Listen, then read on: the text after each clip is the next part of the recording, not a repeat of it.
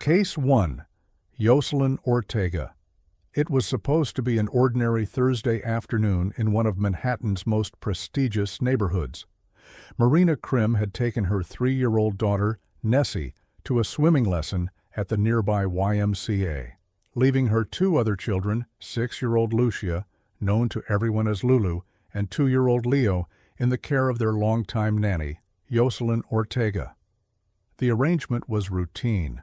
Ortega had been with the family for 2 years. She'd even traveled with them to the Dominican Republic, staying at her sister's home during a 9-day vacation. The Krims considered her part of the family, but on October 25, 2012, everything changed. When Marina arrived at Lulu's dance class that evening around 5:30, her daughter wasn't there.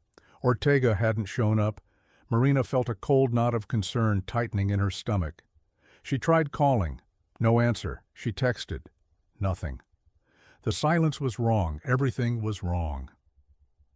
She rushed home to their Upper West Side apartment just a block from Central Park, the kind of address that promised safety, privilege, protection.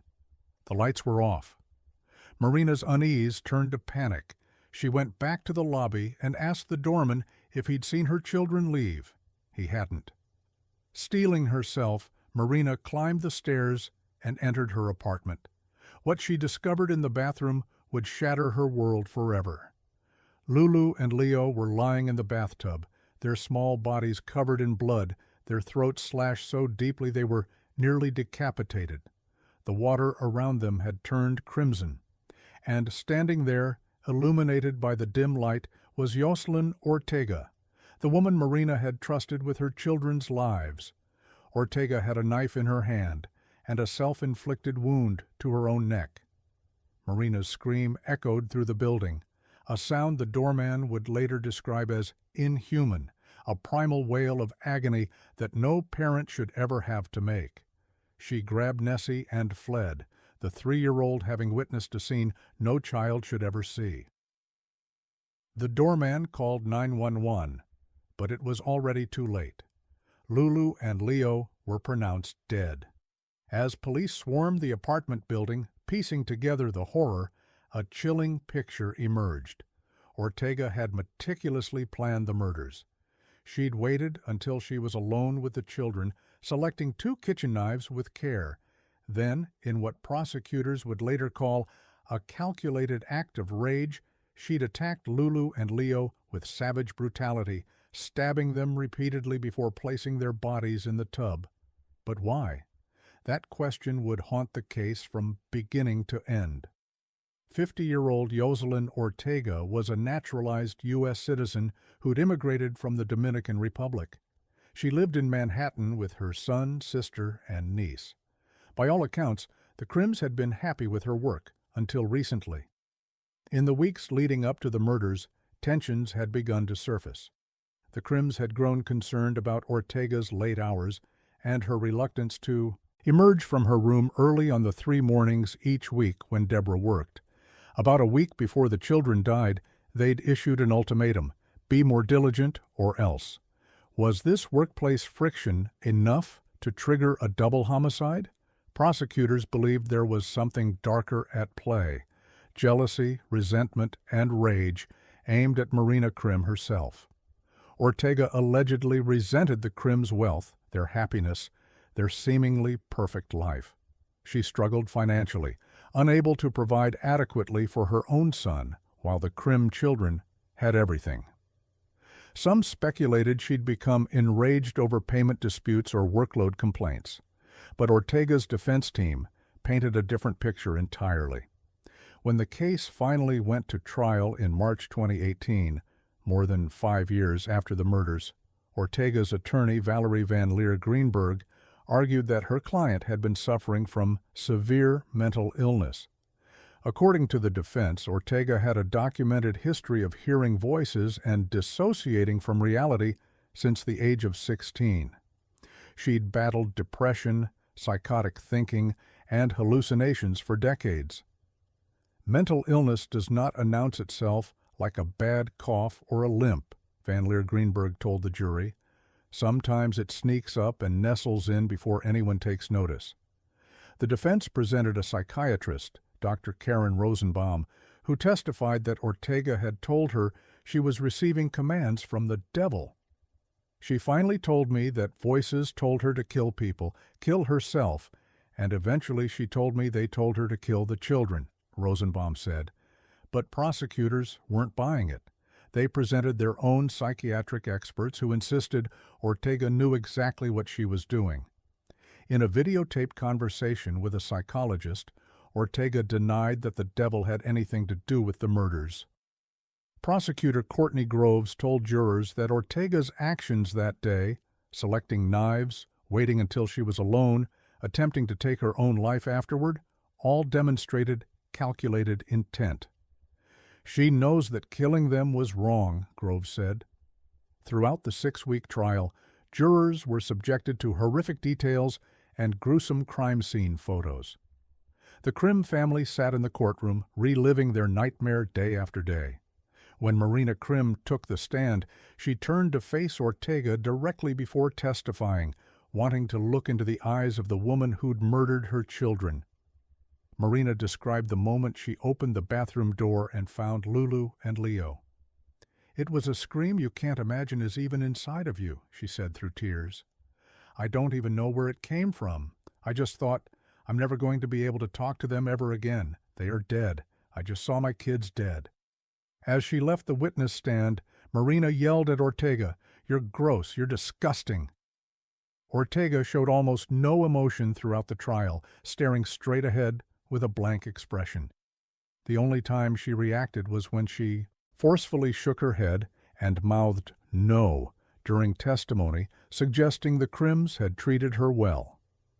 After deliberating for nearly 10 hours over multiple days, the jury reached their conclusion. They found Yoselin Ortega guilty on all charges, 2 counts of first-degree murder and 2 counts of second-degree murder. The insanity defense had failed. One juror, Curtis, later spoke to reporters, his voice cracking with emotion. "It was not a decision we reached easily or lightly. There were a lot of tears." On May 14, 2018, Ortega was sentenced to life in prison without the possibility of parole. As she stood for sentencing, she offered a brief statement. "I am very sorry for everything that happened." Marina and Kevin Krim both delivered powerful victim impact statements. Marina's words cut through the courtroom. "The defendant set out to destroy what Kevin and I created and built, an inspired, happy, thriving family. But she failed. What actually happened is the defendant destroyed her own family. She has destroyed the pride her family once felt. She has destroyed any sense of peace they'll ever have." Kevin Krim was more direct. "The defendant is an evil and utterly dangerous narcissist and a complete failure." Despite the conviction and sentence, one question continues to linger like a ghost. Why? Prosecutor Courtney Groves had acknowledged this from the very beginning of the trial. "You will be asking yourself why," she told jurors in her opening statement. "Unfortunately, you may never have a satisfactory answer to that question. Was it jealousy, mental illness, workplace resentment boiling over into homicidal rage, a combination of all three?" Even Groves had to admit, not knowing why the defendant slaughtered Lucia and Leo Krim does not mean that she is not responsible for those actions or for those murders. It merely means there is no good answer. And perhaps that's the most terrifying aspect of this case. There is no good answer, no explanation that makes sense, no motive that justifies what happened that October afternoon.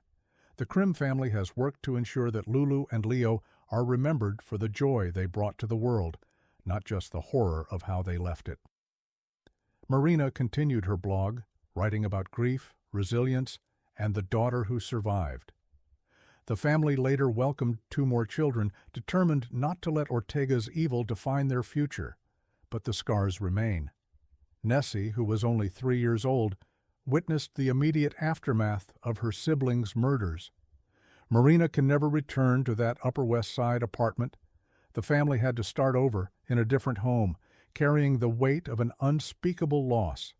For parents around the world, the case sent shockwaves. If it could happen to the Crims, an educated, affluent family who'd carefully vetted their nanny, who'd built a 2-year relationship with her, who'd even vacationed together, then it could happen to anyone. The illusion of safety that wealth and privilege provide was shattered. Background checks, references, careful vetting, none of it had been enough. Jocelyn Ortega now resides at Bedford Hills Correctional Facility in New York, where she will spend the rest of her life behind bars. She will never be released. She will never have the opportunity to hurt another child. But Lulu and Leo Crim will never have the opportunity to grow up. They will never celebrate another birthday, never graduate from school, never fall in love, never chase their dreams. Those futures were stolen in the span of a few horrific minutes by the woman their parents trusted most. And that betrayal, that profound shattering of trust, is what makes this case so devastating. Marina Crim didn't just lose her children, she lost them at the hands of someone she'd welcomed into her home, someone she'd treated like family, someone she'd never imagined could be capable of such monstrous evil.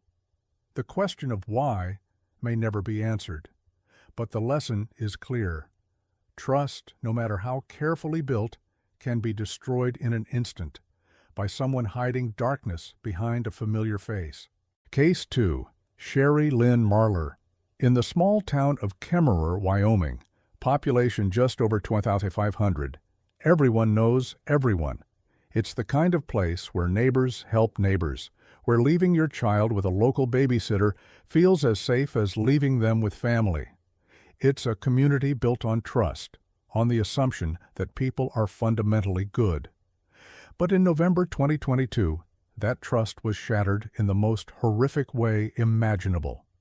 5-year-old Annabelle Knowles was a bright, energetic kindergartner with her whole life ahead of her. She loved school, loved playing, loved being 5. Her parents, like many working families in rural Wyoming, needed child care they could rely on. They turned to Sherry Lynn Marlar, a 53-year-old woman who babysat children in the community. It was a decision that would cost Annabelle her life. On what should have been an ordinary afternoon, Annabelle was in Marlar's care when something went terribly wrong. When emergency responders arrived at approximately 3:38 p.m., they found Annabelle unconscious and unresponsive. Marlar's story was simple, almost rehearsed. The little girl had fallen down the stairs and bumped her head. Just an accident. These things happen with children, right? But when doctors examined Annabelle's small body, they discovered injuries that told a far different and infinitely more sinister story. The medical evidence was overwhelming and unmistakable. Annabelle hadn't fallen down the stairs. She'd been beaten to death. Doctors found that the 5-year-old had suffered a broken back, an injury that requires tremendous force to inflict. She had a bleeding brain. And perhaps most damning of all, she had extensive bruising in various stages of healing scattered across her body. The bruises weren't from one incident. They were from multiple beatings over an extended period of time. This wasn't an accident or a momentary loss of control. This was systematic, ongoing abuse that had culminated in murder. When police interviewed Marlar, the carefully constructed facade began to crack. In a recorded conversation that would later be played in court, Marlar admitted to what she'd done, and the method she described was so bizarre, so disturbing, that it seemed almost incomprehensible. Marlar confessed that she had struck Annabelle in the head 5 to 10 times in a clapping motion. Investigators asked her to explain, and she demonstrated. She'd placed Annabelle's small head between her hands and slammed her palms together repeatedly with the child's skull caught in the middle. As she explained it, it was as though she was clapping with the child's head in the middle. "I smacked her too hard," Marlar admitted coldly. But the horror didn't end there. Marlar also confessed to beating Annabelle the previous day using kitchen utensils, turning everyday objects into weapons against a defenseless child. After the final, fatal beating, Annabelle had immediately gone to lie down. Marlar later found her unconscious. Only then did she call 911, concocting the story about falling down the stairs, a lie that was immediately exposed by the medical evidence. As investigators dug deeper into Marlar's background and her relationship with Annabelle, an even more chilling detail emerged, one that made this tragedy not just horrific, but potentially preventable. Marlar had told an acquaintance that she hated Annabelle. She'd said she was sick of the 5-year-old child. And most disturbingly of all, she'd explicitly stated, "I just wanted to kill her." These weren't vague complaints or expressions of frustration that every caregiver experiences. These were specific, violent threats directed at a child in her care. And yet, for reasons that remain unclear, the person who heard these threats never reported them to Annabelle's parents, to authorities, or to anyone who might have intervened. How many times had Marlar expressed her hatred for this child? How long had she been verbalizing her desire to harm Annabelle before she finally acted on those impulses? And most haunting of all, could Annabelle's life have been saved if someone, anyone, had taken those threats seriously? When Sherry Lynn Marlar's case went to trial in Lincoln County in May 2024, the courtroom was packed with community members desperate to understand how something so evil could happen in their small town. The trial lasted a week, with prosecutors methodically presenting the damning evidence against her. A doctor who had provided care to Annabelle took the stand and described the extent of the child's injuries, the broken back, the bleeding brain, the bruises in various stages of healing, some fresh, some days old, some weeks old. Each bruise represented a moment of pain, a moment of terror, a moment when Annabelle had suffered at Marlar's hands. The injuries indicated long-term abuse, the doctor testified, driving home the point that this wasn't a single incident of lost control. This was an ongoing pattern of violence against a child too small and too young to defend herself. Marlar herself took the stand in her own defense, a risky move that rarely works in favor of defendants. She attempted to explain away her confession, claiming that she'd only admitted to killing Annabelle during the taped police interview because she wanted to end the interrogation. She denied the clapping motion. She denied the kitchen utensil beatings. She denied everything, attempting to walk back the detailed confession she'd given to police. But jurors weren't buying it. They'd heard the tape. They'd seen the medical evidence. They'd heard about the threat she'd made. And after just over 4 hours of deliberation, they reached their verdict. Guilty. Guilty of first-degree murder. Guilty of child abuse. Guilty on all counts. When the verdict was read, Marlar showed little emotion, the same blank demeanor she'd displayed throughout the trial. But in the gallery, Annabelle's family wept, a mixture of relief that justice had been served and devastation that no verdict could bring their little girl back. Following the guilty verdict, Marlar was remanded to custody to await her sentencing hearing, which was scheduled for a later date. Prosecutors announced that they would not seek the death penalty, meaning Marlar faced a maximum sentence of life in prison without the possibility of parole. At the sentencing hearing, Lincoln County Judge Joseph Blumel would have the final word on how Marlar would spend the rest of her life. But for Annabelle's family, no sentence would ever be enough. No number of years behind bars could compensate for the loss of a 5-year-old child who should have been safe, should have been protected, should have been cherished by the woman her parents trusted to care for her. The case of Sherry Lynn Marlar forces us to confront an uncomfortable truth. Sometimes evil announces itself. Sometimes danger doesn't hide in silence, it speaks out loud, and we simply choose not to listen. Marlar had verbally expressed her hatred for Annabelle. She'd told someone that she wanted to kill the child. These weren't subtle hints or ambiguous statements. They were explicit threats. And yet, whoever heard those words made a choice, consciously or unconsciously, not to act on them. Perhaps they didn't believe Marlar was serious. Perhaps they thought she was just venting. that every caregiver experiences frustration and says things they don't mean. Perhaps they didn't want to get involved, didn't want to cause drama in their small community. Perhaps they convinced themselves it was none of their business. But those words were Annabelle's last chance. They were the warning sign that could have saved her life, and they were ignored. Child welfare experts emphasize that verbal threats against children must always be taken seriously, regardless of who makes them. When a caregiver, or anyone, expresses a desire to harm a child, it's not a moment for politeness or giving the benefit of the doubt. It's a moment for immediate action, informing parents, contacting authorities, removing the child from that person's care. "Just wanted to kill her" are 4 words that should have prompted emergency intervention. Instead, they became a prophecy fulfilled.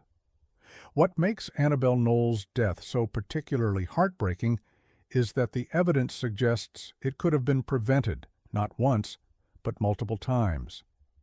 The bruises in various stages of healing indicated that Annabelle had been abused over an extended period. If her parents had noticed the bruises, if they'd asked the right questions, if Annabelle had felt safe enough to tell someone what was happening, intervention might have been possible. Marlar's verbal threats represented another opportunity for intervention.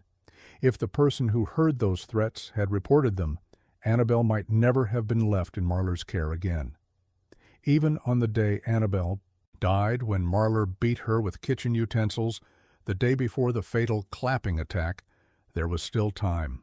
If Marlar had stopped, if she'd recognized the monster she was becoming, if she'd sought help or simply walked away, Annabelle might have survived. But none of those things happened. The warning signs were missed or ignored. The opportunities for intervention passed by, and a 5-year-old girl paid the ultimate price. Unlike some cases where motive remains a mystery, Marlar's own words provided insight into her state of mind. She hated Annabelle. She was sick of her. She wanted her dead. But why? What could a 5-year-old child possibly do to inspire such visceral hatred in a grown woman? Was Annabelle difficult, loud, disobedient? Even if she was all those things and more, nothing, absolutely nothing, could justify the violence inflicted upon her. Experts in child psychology note that caregivers who express hatred toward children in their care are often projecting their own frustrations, failures, and unhappiness onto innocent victims. The child becomes a scapegoat for everything wrong in the caregiver's life. Perhaps Marlar was struggling financially, emotionally, or mentally. Perhaps she resented being a babysitter. Perhaps she saw Annabelle's youth and potential as a reminder of opportunities she herself had lost. But these are explanations, not excuses. Millions of caregivers experience stress, frustration, and difficult children. The vast majority of them don't respond with violence. They certainly don't beat children to death. What separated Sherry Lynn Marlar from other struggling caregivers wasn't her circumstances, it was her choices. She chose to hurt Annabelle. She chose to beat her with kitchen utensils. She chose to place that little girl's head between her hands and clap with lethal force. She chose again and again to inflict pain on someone who couldn't fight back. Annabelle Knowles was only 5 years old when she died, but her short life mattered. She was a daughter, a student, a friend. She had favorite toys and favorite foods. She had dreams about what she wanted to be when she grew up, dreams that Sherry Lynn Marlar stole from her. In the wake of her death, child advocates have used Annabelle's case to push for better caregiver screening, mandatory reporting of threats against children, and increased awareness of the warning signs of child abuse. Some have called for Annabelle's Law, legislation that would require anyone who hears a credible threat against a child to report it to authorities, with penalties for failing to do so.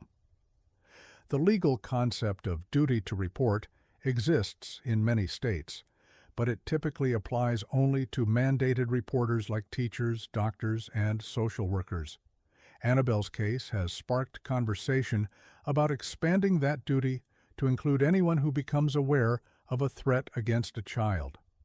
As Sherry Lynn Marlar sits in a Wyoming jail cell awaiting her formal sentencing, she faces the rest of her life behind bars. Life without parole means exactly that. She will die in prison.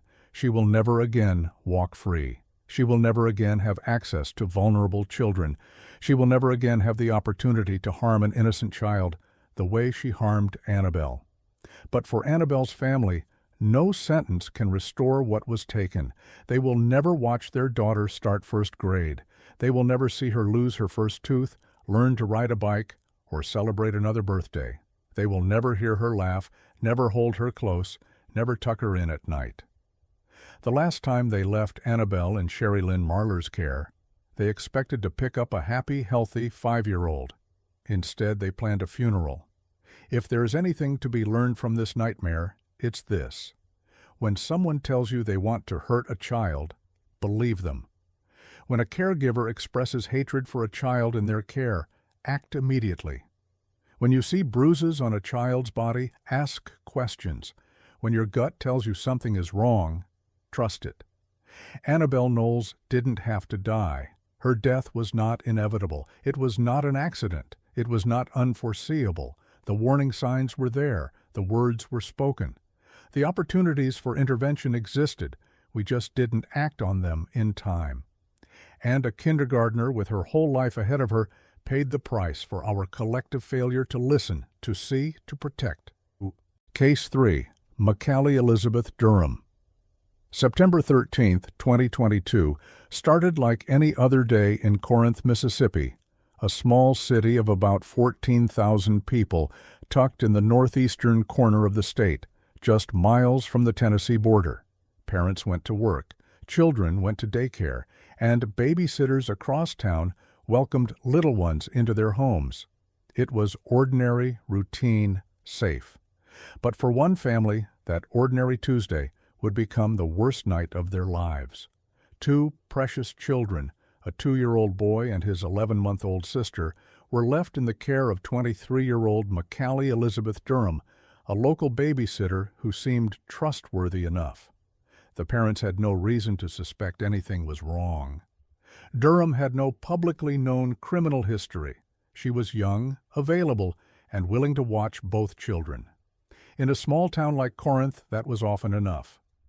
By the time the sun set that evening, one of those children would be dead, and the other would be clinging to life. At approximately 9:10 p.m., Alcorn County Sheriff's Office dispatchers received a frantic call. A small child was unresponsive at a home on County Road 380 in Corinth. Deputies were dispatched immediately, their patrol cars racing through the darkness toward an address that would soon become synonymous with horror. When first responders arrived, they found a scene of chaos and devastation.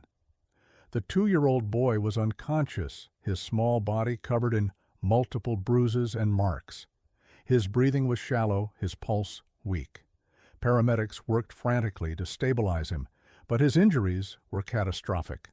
His 11-month-old sister was also in the home, and she too bore visible signs of trauma, injuries that would require immediate medical attention. Both children were rushed to Magnolia Regional Hospital in Corinth, where the medical staff quickly realized the severity of their conditions. The toddler's injuries were so extensive that he needed a higher level of care. Both children were transferred to Le Bonheur Children's Hospital in Memphis, Tennessee, one of the region's premier pediatric trauma centers. It was there, in the sterile halls of Le Bonheur, that the 2-year-old boy took his last breath. Despite the best efforts of doctors and nurses, the injuries inflicted upon him were too severe.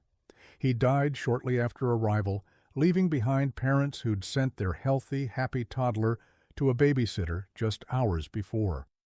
His baby sister survived, but her tiny body told a story of its own suffering, injuries that no 11-month-old should ever have to endure. As deputies began investigating, they focused their attention on the person who'd been responsible for the children when they sustained their injuries, McCallie Elizabeth Durham. The medical evidence was damning. doctors determined that the injuries to both children were non-accidental. These weren't the result of a fall, a playground accident, or any other innocent explanation. These were inflicted injuries, the unmistakable signature of child abuse. The 2-year-old's body bore multiple bruises and marks that indicated he'd been beaten. The cause of death would later be determined as blunt force trauma. Someone had struck this child with enough force to cause fatal internal injuries. The 11-month-old sister had similar injuries, bruising, marks, signs of violent trauma. She was too young to walk steadily, too young to get into serious trouble, too young to defend herself. Yet someone had hurt her badly enough to require hospitalization. Both children had been in Durham's exclusive care. There was no one else present, no other explanation, no possibility of an outside intruder or mysterious circumstances. McCallie Elizabeth Durham was arrested and charged with capital murder. As investigators dug deeper into the case, an even more disturbing picture emerged. The injuries sustained on September 13th weren't isolated incidents. Evidence suggested that both children had been abused before, possibly multiple times. Durham was ultimately charged with capital murder for the death of the 2-year-old boy and 4 separate counts of felonious child abuse. 4 counts. That meant prosecutors had evidence of 4 distinct instances of abuse against these children, incidents that had occurred before the night that ended in murder. The implications were staggering and heartbreaking. These children had been suffering, and no one had known. Or if signs had been present, no one had recognized them in time. The bruises that might have been dismissed as normal childhood bumps, the fussiness that might have been attributed to teething or typical toddler behavior, the subtle signs that something was terribly wrong. By the time the abuse became impossible to hide, it was too late for the 2-year-old boy. His sister survived, but she would carry the physical and emotional scars of her ordeal for the rest of her life.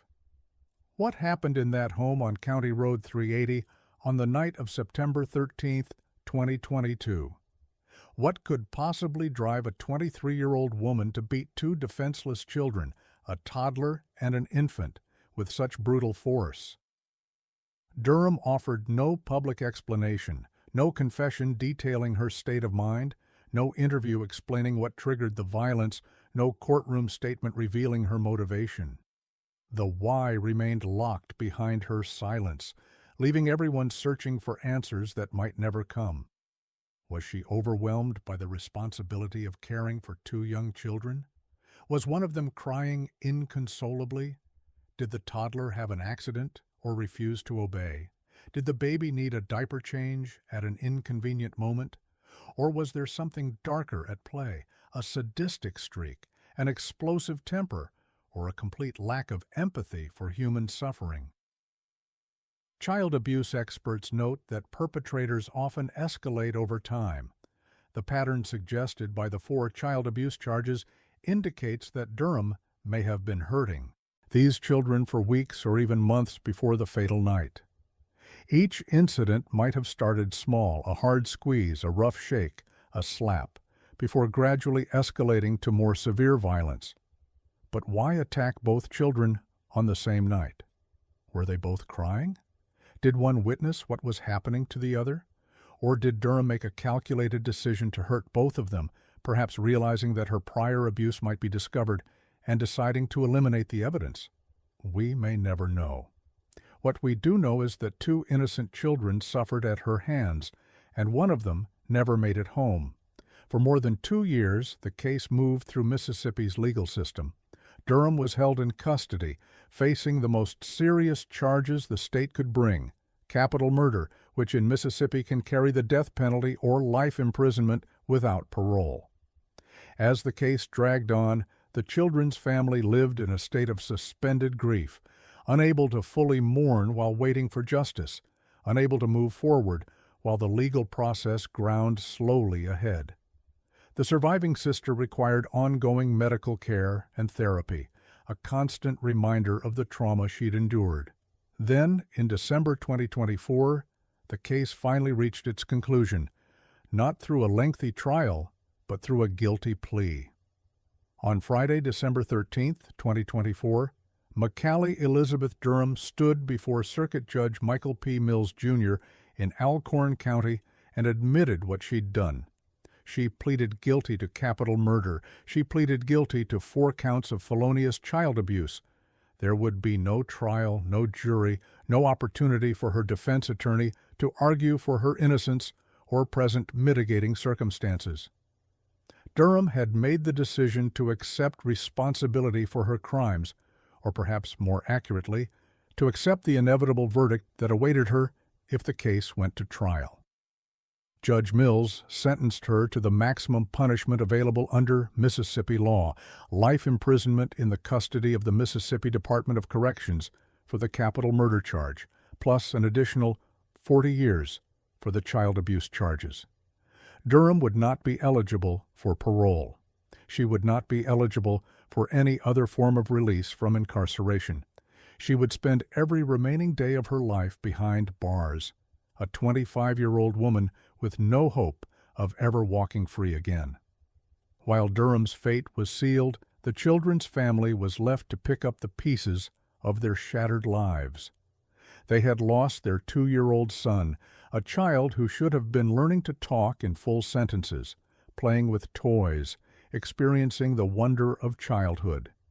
Instead, they were planning his funeral, selecting a tiny casket, trying to explain to family members how this could have happened. Their 11-month-old daughter had survived, but she would carry the physical and emotional scars of her ordeal. At such a young age, she wouldn't remember the specific events, but trauma has a way of embedding itself in the body and mind, even when conscious memory fails. Would she struggle with anxiety? Would she have difficulty trusting caregivers? Would the injuries she sustained have long-term health consequences? And how would the family ever trust anyone again?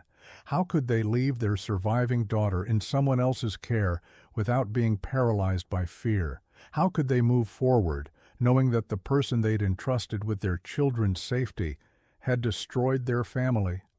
These are questions that have no good answers, only the slow, painful work of grief and healing that stretches across years and decades. One of the most haunting aspects of this case is the evidence that the children had been abused multiple times before the fatal attack. 4 counts of felonious child abuse means 4 separate incidents, 4 times when these children were hurt, 4 times when there might have been visible signs, 4 times when intervention could have prevented the ultimate tragedy. What did those earlier incidents look like? Perhaps the 2-year-old had unexplained bruises that his parents attributed to rough play. Perhaps the 11-month-old seemed more fussy than usual after returning from Durham's care. Perhaps there were subtle behavioral changes, increased clinginess, fear of being left alone, reluctance to go to the babysitter's house. Or perhaps the signs were even more obvious. But parents, like most of us, couldn't imagine that someone they trusted would deliberately hurt their children. It's a cognitive dissonance that makes child abuse so insidious. We want to believe the best of people, especially people we've welcomed into our children's lives. We make excuses for bruises. We rationalize behavioral changes. We tell ourselves that everything is fine because the alternative is too terrible to contemplate. This is exactly what predators count on. Child welfare experts emphasize that multiple children under one caregiver's supervision are at particular risk. When one child is being abused, there's a high likelihood that other children in the same environment are also being victimized. Abuse rarely happens in isolation. It's a pattern of behavior that extends across victims. In this case, both children bore the brunt of Durham's violence. Neither was spared. Neither was safe. And the fact that both were targeted on the same night suggests a perpetrator who had completely lost control or who had never had control to begin with. Corinth is a tight-knit community where neighbors look out for one another. The idea that such violence could occur in their midst, That a young woman with no apparent criminal history could beat two children, killing one, was almost incomprehensible. But this is the reality of child abuse. It happens everywhere, in small towns and big cities, in affluent neighborhoods and struggling communities, behind closed doors where no one can see, where children's cries go unheard, where monsters hide, behind ordinary faces. Macallie Elizabeth Durham didn't look like a monster. She was 23 years old, barely more than a kid herself. She had no publicized history of violence. She lived in an unremarkable home on County Road 380. There was nothing about her that screamed danger. And that's precisely what makes cases like this so terrifying. Evil doesn't always announce itself. Sometimes it looks like a babysitter willing to watch your kids on a Tuesday night. Durham is now serving her life sentence without parole at a Mississippi Department of Corrections facility. She will grow old behind bars. She will never hold her own children, never celebrate holidays with family, never experience freedom again. For the children's family, her imprisonment brings a measure of justice, but it doesn't bring peace. Justice can't resurrect their 2-year-old son. Justice can't erase the trauma their 11-month-old daughter endured. Justice can't restore their sense of security or their ability to trust. What happened on September 13, 2022, changed this family forever. They joined a club no parent ever wants to be part of. Those who've lost a child to violence, those who've learned firsthand that the world is more dangerous than they ever imagined, those who live with the burden of grief and guilt and anger that never fully dissipates. If there's any silver lining to this nightmare, it's the renewed emphasis on recognizing the signs of child abuse, particularly when multiple children in one household show symptoms. Pediatricians are trained to look for patterns, multiple bruises in various stages of healing, injuries that don't match the explanation given, behavioral changes that suggest trauma. When one child shows these signs, they're now more likely to examine siblings as well, understanding that abuse rarely targets just one victim. Parents, too, are being educated about the importance of trusting their instincts. If something feels wrong about a caregiver, it probably is. If a child seems frightened or reluctant to return to a particular person's care, there's likely a reason. If unexplained injuries keep appearing, it's time to ask hard questions and demand real answers. And perhaps most importantly, the case serves as a reminder that background checks aren't enough. Macallie Elizabeth Durham had no prior criminal history, but she was still capable of murder. Sometimes the most dangerous people are the ones who've never been caught before. In all the focus on Durham's crime and punishment, it's important to remember the real victims of this case: a 2-year-old boy who will never grow up, and an 11-month-old girl who will carry the scars of her ordeal for the rest of her life. The 2-year-old was at an age of incredible discovery, learning new words every day, developing his personality, forming his first real memories. He should be 5 years old now, starting kindergarten, making friends, experiencing the joy of childhood. Instead, his life was cut short by someone who was supposed to protect him. His baby sister, now around 3 years old, survived. But survival comes with its own burdens. She will grow up knowing what happened to her brother. She will grow up with the physical and emotional aftermath of her own abuse. She will grow up in a family forever marked by tragedy. These are the real costs of child abuse, not just the statistics and legal outcomes, but the stolen futures, the shattered families, the children who will never get the chance to become who they might have been. Macallie Elizabeth Durham will spend the rest of her life in prison, and that is just. But justice for her crimes doesn't undo the damage she inflicted. It doesn't bring back the dead or heal the wounded. It simply ensures that she can never hurt another child again. And in a world where children continue to suffer at the hands of those who should protect them, that has to be enough. Case 4, Gloria Fields.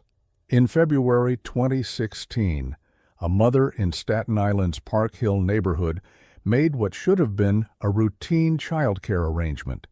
She needed someone to watch her 17-month-old son, Anthony Delgado, for the weekend while she took care of some obligations.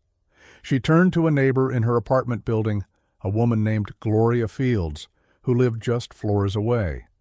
It was a decision driven by convenience and proximity, the kind of informal arrangement that happens in apartment buildings across America every day. A neighbor you've seen around, someone who seems willing to help, someone close by. What could go wrong? Everything. By the time that weekend ended, little Anthony Delgado would be dead. Not from an accident, not from a sudden illness, but from systematic, deliberate torture that lasted nearly 2 full days. Anthony was dropped off at Gloria Fields' apartment on Friday, February 19, 2016. His mother expected to pick him up on Sunday, a healthy, happy toddler who was just beginning to explore the world, learning to walk with more confidence, starting to form words. He was at that magical age when every day brings new discoveries, when the world is full of wonder. But the 48 hours Anthony spent in Fields' care weren't filled with wonder. They were filled with unimaginable pain. Fields, 30 years old at the time, wasn't alone in the apartment. Her boyfriend was there too, a man with an extensive criminal history of his own. Together, over the course of that nightmarish weekend, they subjected Anthony to torture that defies comprehension. The toddler was beaten repeatedly. He was shaken violently. He was assaulted in ways too disturbing to detail, involving objects that turned everyday items into instruments of torture. Fields slammed his head into hard surfaces, walls, floors, furniture. She threw him with such force that his small body impacted against solid objects. Even when Anthony was strapped into his stroller, a device meant to keep children safe, Fields used it as a weapon, slamming his head into the ground while he was secured and helpless. The violence wasn't momentary. It wasn't a single incident of lost control. It was methodical, systematic, ongoing. For 48 hours, this child suffered, and no one heard his cries. No one intervened. No one saved him. When Anthony's mother returned to pick up her son on Sunday, February 21st, she walked into Fields' apartment and immediately knew something was catastrophically wrong. Anthony's small body was covered in injuries. The medical examiner would later catalog the extent of the trauma. Injuries covered all of the boy's body with the exception of his feet. Bruises, contusions, lacerations, evidence of sustained brutal violence. The cause of death was blunt force trauma to his head and body, multiple impacts, multiple episodes of violence. A child who had been beaten to death over the course of 2 days. The horror of that moment, a mother seeing her baby broken and destroyed, is something that haunts everyone who came into contact with this case. Eddie Castro, Anthony's uncle, would later speak on behalf of the family at Fields' sentencing, his voice breaking as he tried to put into words the unfathomable loss they'd suffered. Emergency responders were called, but there was nothing they could do. Anthony Delgado was gone, his 17-month-old life extinguished by the very person who was supposed to keep him safe. As police began their investigation into Anthony's death, a disturbing picture of Gloria Fields emerged. This wasn't a woman with a clean record who had suddenly snapped. Fields had 9 prior arrests on her record, 9 previous encounters with law enforcement that suggested a pattern of violence and criminal behavior. Her boyfriend's history was even more extensive, 25 prior arrests. 25 times he'd been taken into custody by police. Whatever those arrests were for, they painted a picture of someone who was deeply entrenched in criminal activity. And yet, Anthony's mother had left her toddler son in their care. This isn't meant as blame. Parents make child care decisions based on limited information and immediate need. In apartment buildings, you often know your neighbors only superficially. You see them in the hallway, maybe exchange pleasantries, perhaps note that they seem friendly enough. Background checks aren't standard practice for informal neighborhood babysitting arrangements, But the reality is sobering. A woman with 9 prior arrests and a man with 25 prior arrests had unrestricted access to a vulnerable child for an entire weekend, and that child paid the ultimate price. Gloria Fields was arrested and charged with murder. Initially, she pleaded not guilty, but as the evidence mounted and the reality of what awaited her at trial became clear, she changed her plea. On Monday, April 23, 2018, more than 2 years after Anthony's death, Fields stood in Staten Island Supreme Court and pleaded guilty to first-degree murder. There would be no trial, no jury deliberation, no opportunity for her defense attorney to argue that the death was accidental or unintentional.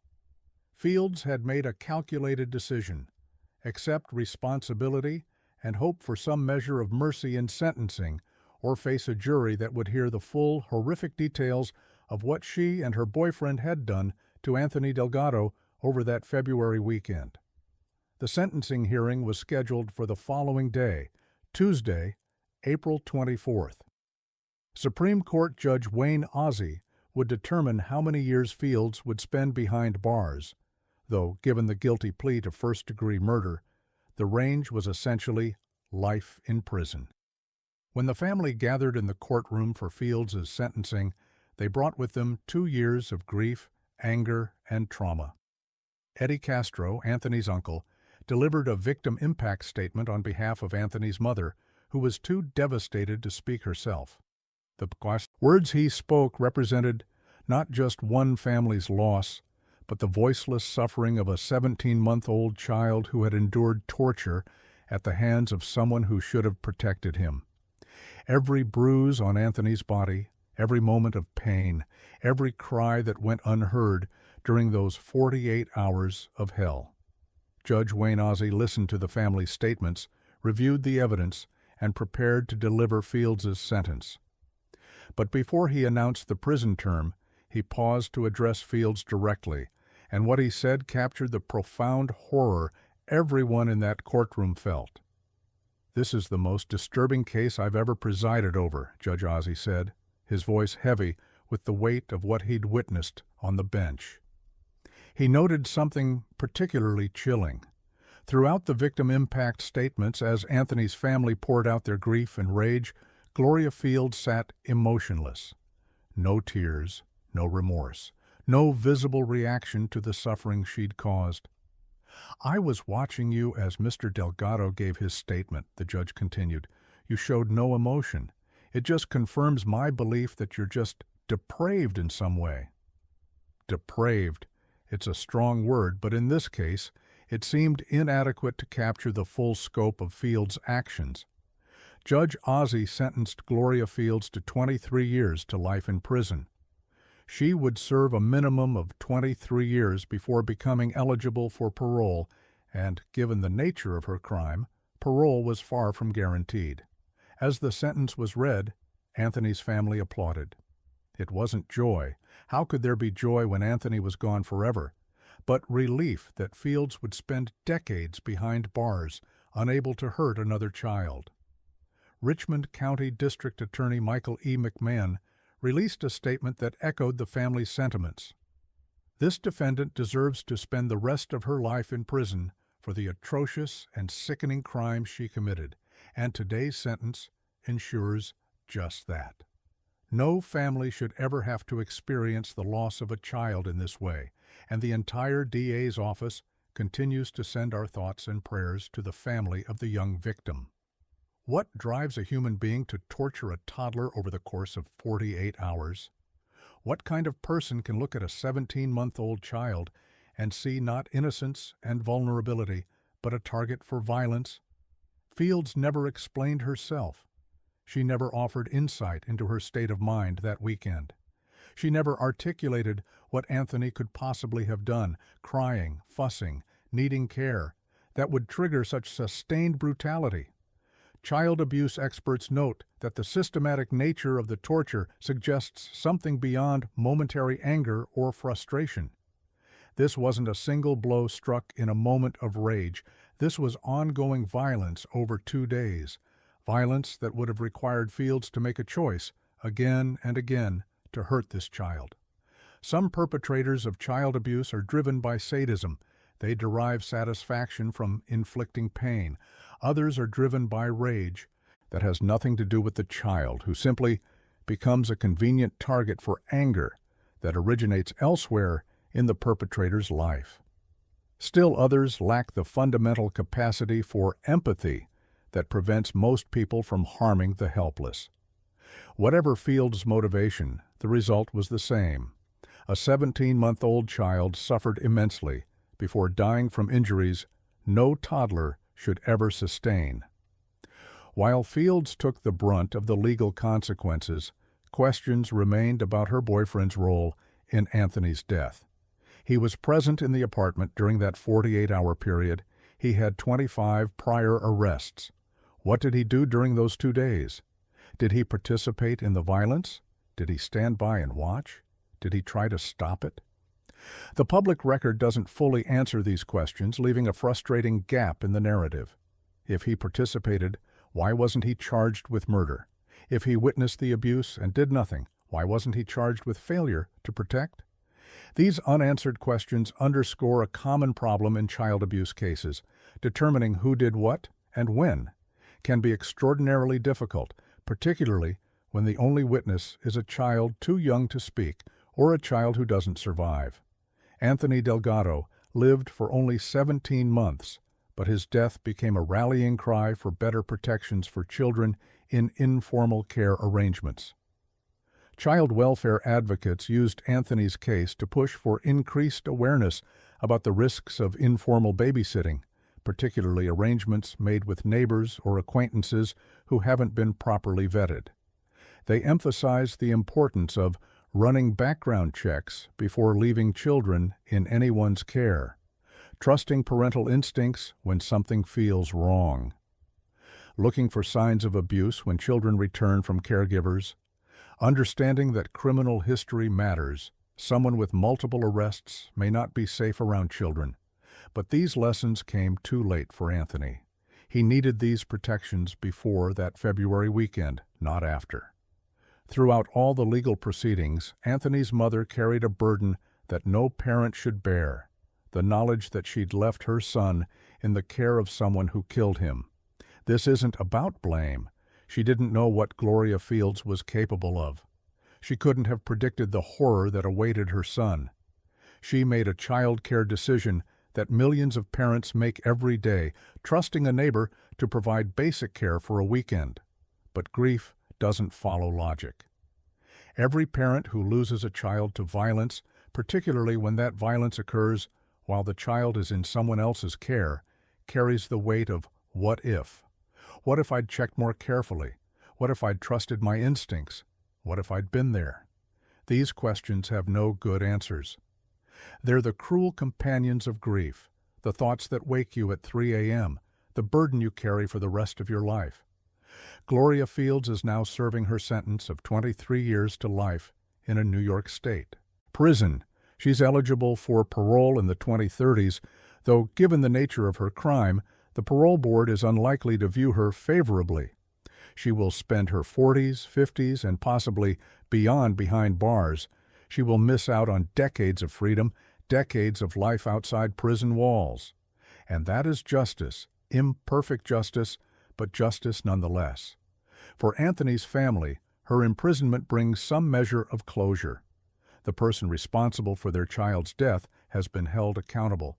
She can't hurt any more children. She can't walk free while Anthony lies in a grave. But justice doesn't erase the past. It doesn't bring Anthony back. It doesn't undo the 48 hours of torture he endured. It doesn't heal the wounds his family carries. Anthony should be 9 years old now. He should be in 3rd or 4th grade, learning to read, making friends, playing sports or video games or whatever captured his interest. He should be arguing with his parents about bedtime and homework and screen time, all the normal conflicts that mark a childhood unfolding as it should. Instead, his life ended at 17 months, at the hands of someone his mother trusted, in ways that violated every principle of human decency. Judge Ozzie called this the most disturbing case he'd ever presided over, and he'd seen countless criminal cases cross his bench. What made this one stand out? The systematic nature of the torture, the extended time frame, the utter helplessness of the victim, the complete absence of remorse from the perpetrator, and perhaps most disturbing of all, the preventability of it. Gloria Fields had 9 prior arrests. Her boyfriend had 25. These were warning signs written in flashing neon lights, and yet they had access to a vulnerable child for 48 hours. This case forces us to confront an uncomfortable truth. The systems we rely on to protect children have gaps, big, gaping holes through which vulnerable kids can fall. Background checks aren't required for informal babysitting. Criminal histories aren't automatically shared with parents making childcare decisions. The warning signs of danger aren't always visible until it's too late. Anthony Delgado fell through one of those gaps, and it cost him everything. His memory serves as a reminder that when it comes to our children's safety, there's no such thing as being too careful, too suspicious, too protective. The stakes are too high. The consequences of getting it wrong are too devastating. Gloria Fields will spend decades in prison, a fitting punishment for her depraved crimes. But Anthony will spend eternity in a grave, and that is the real tragedy, the one that no sentence can ever make right. Case 5. Jonathan Allen Dunn. Some tragedies arrive without warning, like lightning from a clear sky. But others announce themselves in advance, waving red flags that we choose to ignore. The death of 2-year-old Alistair Samuel Kunzler falls into the second category, a preventable nightmare that happened because adults failed to heed the warnings that were written in bold letters across one man's criminal record. That man was Jonathan Allen Dunn. And on December 21, 2023, he proved that when someone shows you who they are, you should believe them the first time. 6 years before Alistair's death, in 2017, Jonathan Allen Dunn had been convicted of intentional child abuse. The victim was a 2-year-old child whose arm Dunn broke with such force that there could be no question about the deliberate nature of the act. Along with the broken arm, the toddler had facial bruises, clear evidence of violence against a defenseless child. Dunn was sentenced to 1 to 15 years in prison. He served his time, paying his debt to society, as the saying goes. Upon his release, he was a convicted child abuser with a documented history of violence against toddlers. This wasn't a youthful indiscretion or a misunderstanding. This was a proven fact, established in a court of law. Jonathan Allen Dunn was dangerous to small children, and yet, somehow, he ended up as a trusted friend in the home of a family with 2-year-old twins. Dunn wasn't a stranger who answered a babysitting ad. He was a friend of the twins' parents, someone they knew personally, someone they'd welcomed into their lives despite his criminal history. Perhaps they believed he'd changed. Perhaps they thought his conviction was an aberration, a one-time mistake. Perhaps they never fully grasped the severity of what he'd done. Whatever their reasoning, the result was that Jonathan Allen Dunn had regular access to 2-year-old twins, Alistair Samuel Kunzler and his sister. On the evening of December 20th, 2023, Dunn was babysitting the twins at their home in Roy, Utah, a city of about 38,000 people in Weber County. The parents had left their children in his care, 2 precious, vulnerable toddlers at an age when they were just beginning to develop their personalities, learning to communicate, exploring their world with wide-eyed wonder. What happened over the next several hours would be every parent's worst nightmare. According to court documents, Dunn subjected both twins to a prolonged campaign of violence that lasted throughout the night of December 20th and into the early morning hours of December 21st. He punched both children, 2-year-olds, in the back, sides, and chest. Not open-handed slaps, but closed-fist punches delivered with adult force against toddler bodies. The pain must have been excruciating, the terror overwhelming. He pinched their genitals, a form of abuse so cruel, so deliberately aimed at causing maximum suffering in the most sensitive areas. that it speaks to a sadistic mindset. He threw them onto the bed, their own bed, what should have been a place of safety and comfort, transformed into an instrument of violence. He pushed their heads into door frames, using the architecture of their own home as a weapon against them. He hit them with objects, turning everyday items into tools of torture. And, through it all, these 2-year-old twins could do nothing but cry, scream, and suffer. They couldn't fight back. They couldn't escape. They couldn't call for help. They were completely at the mercy of a man who had none. At some point during this nightmarish ordeal, Dunn gave both children Tylenol and cough syrup. Was this a twisted attempt to quiet them? To make them drowsy so they'd stop crying? To mask the pain he was inflicting? The motivation hardly matters. The result was the same. On the morning of December 21st, 2023, Dunn found Alistair unresponsive and not breathing. The 2-year-old boy had sustained injuries so severe that his small body simply couldn't survive them. Dunn called the police. Officers arrived at the home to find Alistair lying on the front porch. His twin sister was on the couch inside. Both had been beaten. Both had been sexually abused. But only one of them was still alive. Alistair was pronounced dead. His sister was rushed to the hospital, where doctors discovered she had a brain bleed and extensive internal bleeding. She would survive, but she would carry the physical and emotional scars of that night for the rest of her life. When police interviewed Dunn, he confessed. There was no mystery about what happened, no question of who was responsible. Dunn admitted that the day before Alistair's death, he had punched both twins in the back, sides, and chest harder than he should have. Throughout the night, he had continued the abuse, pinching, throwing, pushing, hitting. He admitted that he lost control, and his anger got the best of him, the police affidavit states. But this wasn't a momentary loss of control. This was hours of sustained violence. This was deliberate, methodical abuse. This was a man with a prior conviction for child abuse doing exactly what his criminal record predicted he would do. In addition to Alistair and his twin sister, there were other unrelated children in the home that night. When police arrived, those children were immediately taken into state custody, removed from a house where a convicted child abuser had been left unsupervised with vulnerable kids. Those children would carry their own trauma, having witnessed or heard what happened, having been in proximity to such violence, knowing that a child had died while they were there. But the greatest burden falls on Alistair's twin sister. She survived, but at what cost? She had been beaten and sexually abused alongside her brother.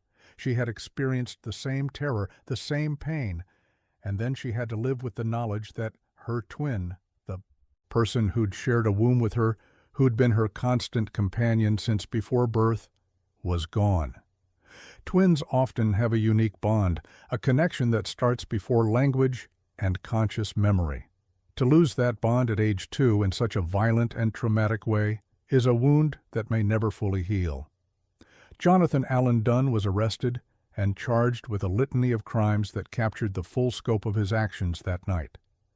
Aggravated murder for Alistair's death, 2 counts of aggravated sexual abuse of a child, 1 for each twin, and aggravated child abuse. Given his prior conviction, given the overwhelming evidence, given his own confession, Dunn faced an impossible situation.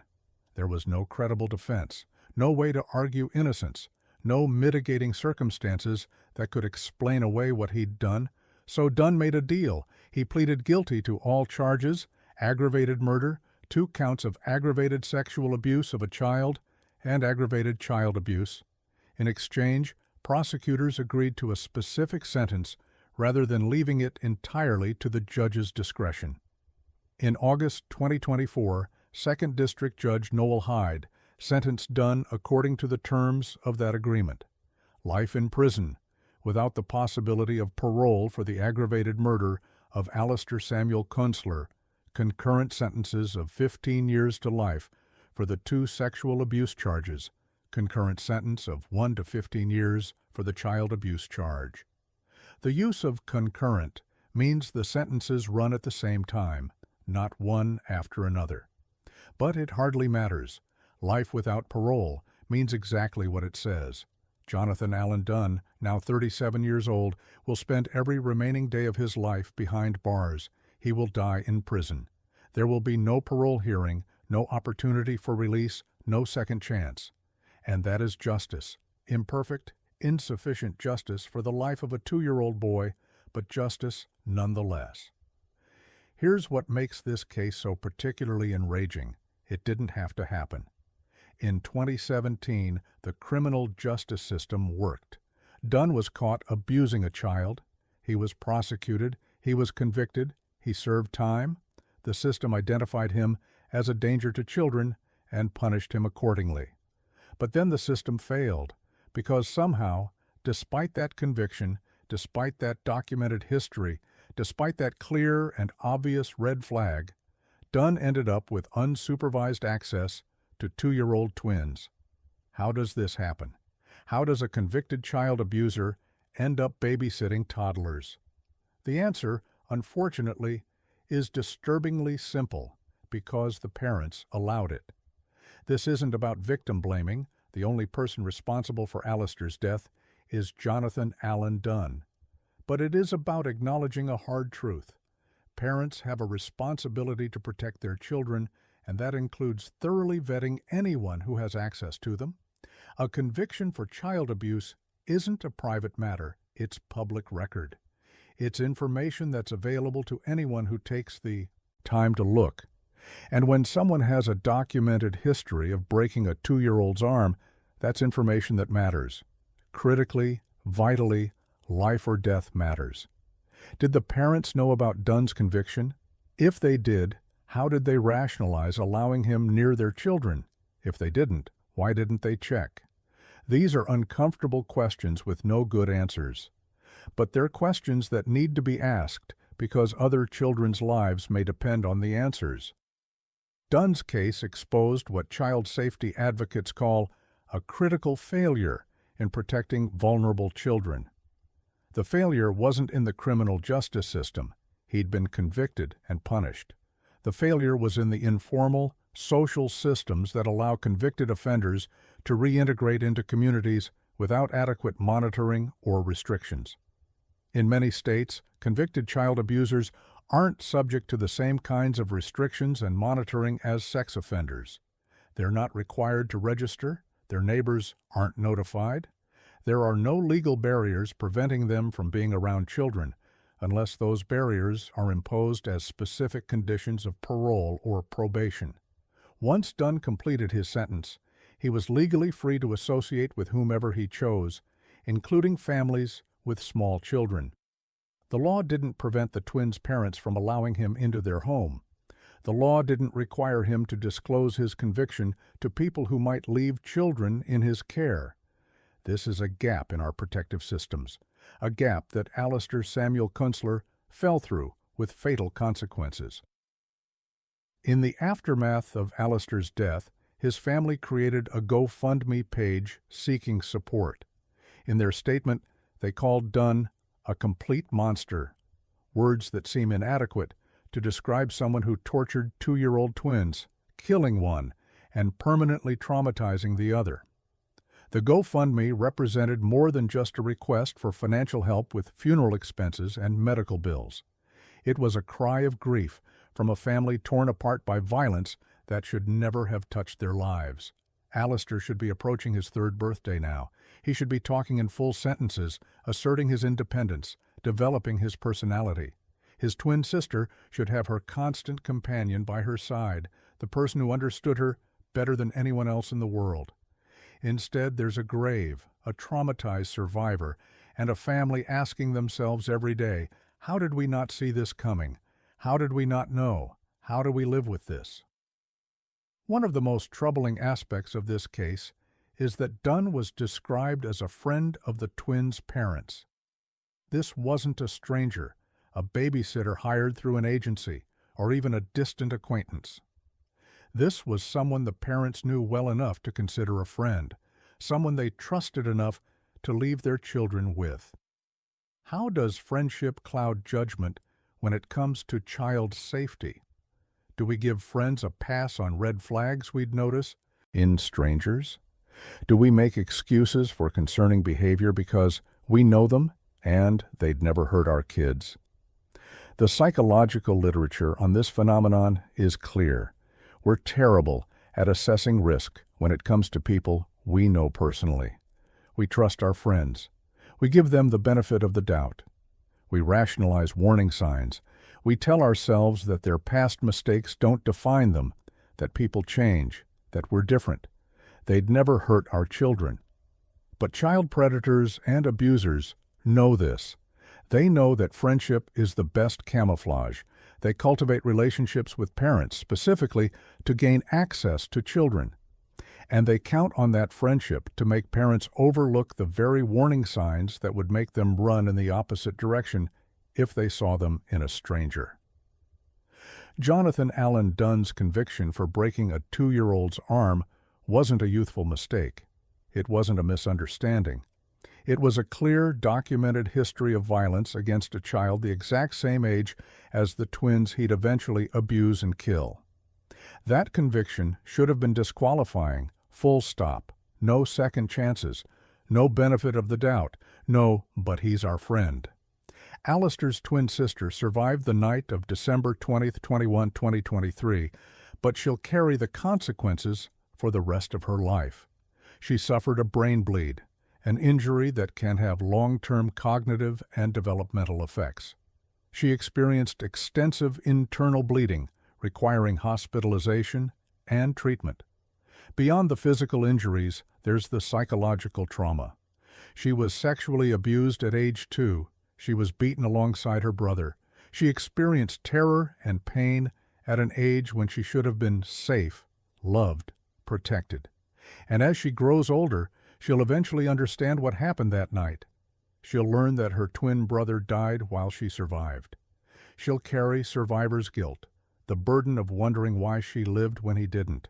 She'll struggle with trauma responses, anxiety, fear, difficulty trusting caregivers.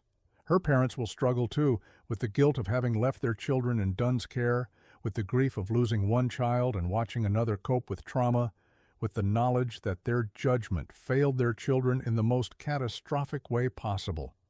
In the wake of Alistair's death, child safety advocates have used his case to push for stricter monitoring of convicted child abusers and better education for parents about the importance of background checks. Some of the proposed changes include public registries for convicted child abusers, similar to sex offender registries, mandatory disclosure requirements for anyone with a child abuse conviction who seeks to work with or care for children, education campaigns reminding parents that criminal background checks are essential for anyone, including friends and family, who will have unsupervised access to their children, stronger conditions of parole that prohibit contact with minors, but these changes, if they come, will be too late for Alistair. He needed these protections in December 2023, not years later. Jonathan Allen Dunn is now serving life without parole in a Utah state prison. He will never walk free. He will never have the opportunity to hurt another child. In that sense, justice has been served. But justice doesn't bring Alistair back. Justice doesn't undo the trauma his sister experienced. Justice doesn't heal the family's grief or erase their guilt. Justice doesn't answer the question that haunts them. Why did we trust him? Judge Noel Hyde's sentence ensures that Dunn will pay for his crimes for the rest of his life. But the sentence that really matters, the life sentence, was handed down to Alistair, who will be 2 years old forever, frozen in time at the age when he died. In 2017, when Jonathan Allen Dunn broke a 2-year-old's arm and bruised their face, the universe sent a warning. This man is dangerous to small children. Keep him away from them. Don't give him access. Don't make excuses. Don't give second chances when the stakes are children's lives. That warning was ignored, and Alistair Samuel Kunstler paid for that ignorance with his life. This is the harsh lesson of Dunn's case. Past behavior is the best predictor of future behavior. When someone shows you who they are, through actions, through convictions, through documented violence, believe them. Don't rationalize. Don't minimize. Don't convince yourself that your children will somehow be different, that your friendship will somehow prevent tragedy. Alistair's death was preventable. It was predictable. It was the obvious, foreseeable result of allowing a convicted child abuser unsupervised access to 2-year-old children, and that makes it all the more heartbreaking. Because unlike cases where no one could have seen it coming, where the danger was hidden and unknowable, this tragedy announced itself 6 years in advance. We just weren't listening. Jonathan Allen Dunn is a monster, yes, but he's a monster we had already identified, cataloged, and warned each other about. His monstrosity was a matter of public record. The real horror isn't just that he killed again. It's that we let him. Case 6, Louise Woodward. On February 4, 1997, a frantic 911 call came from a home in Newton, Massachusetts, a wealthy Boston suburb known for its tree-lined streets, excellent schools, and safe neighborhoods. On the line was a 19-year-old British au pair named Louise Woodward, her accent thick with panic. "The baby's barely breathing," she told the dispatcher. Within minutes, paramedics arrived at the Eapen family home to find 8-month-old Matthew Eapen unconscious, his small body limp and unresponsive. They rushed him to Children's Hospital in Boston, where doctors discovered injuries so severe that the infant would never recover. 5 days later, on February 9, 1997, Matthew was removed from life support and died. The cause of death, according to medical experts, violent shaking that caused his brain to slam against his skull, resulting in catastrophic damage. The person responsible, according to prosecutors, the young woman who'd been caring for him that afternoon. What followed was one of the most controversial criminal trials in American history, a case that would be televised live in the UK, divide public opinion across 2 continents, spark fierce debate in the medical community, and raise questions that remain unanswered nearly 3 decades later. Was Louise Woodward a killer nanny who murdered a baby in a fit of rage? Or was she a scapegoat for a medical diagnosis that would later be called into question? The answer depends on who you ask. Louise Woodward was just 18 years old when she left her small village of Elton in Cheshire, England, to spend a gap year in America. Like thousands of young people before her, she signed up with an au pair agency, in this case, EF Au Pair of Cambridge, which promised cultural exchange and childcare experience in exchange for room, board, and a small stipend. The training was minimal, just 3 days before she was placed with a host family, 3 days to learn about American customs, childcare basics, and what to do in an emergency. Then she was on her own. Woodward's first placement didn't work out. She left after the host family imposed an 11 p.m. curfew, a restriction the 18-year-old found too limiting. She wanted to experience Boston's social scene, to stay out late, to enjoy her youth in a new country. The early curfew felt like being treated as a child rather than a young adult. Her second placement was with Dr. Sunil Eapen, a physician, and Dr. Deborah Eapen, an ophthalmologist. The couple had 2 sons, 2-year-old Brendan and 8-month-old Matthew, whom everyone called Matty. They needed reliable childcare so both parents could maintain their medical careers. Louise moved into their home in November 1996. By all early accounts, things seemed fine. The family even traveled together to the Dominican Republic, where they spent 9 days and stayed at a relative's home for part of the trip. Deborah Eapen wrote in her blog that the experience was wonderful, but beneath the surface, tensions were beginning to form. The Eapens began to notice problems with Louise's performance. She stayed out late, making it difficult for her to wake up early on the 3 mornings each week when Deborah worked. They testified later that Louise would refuse to come out of her bedroom on those mornings, leaving them scrambling to care for the children before leaving for work.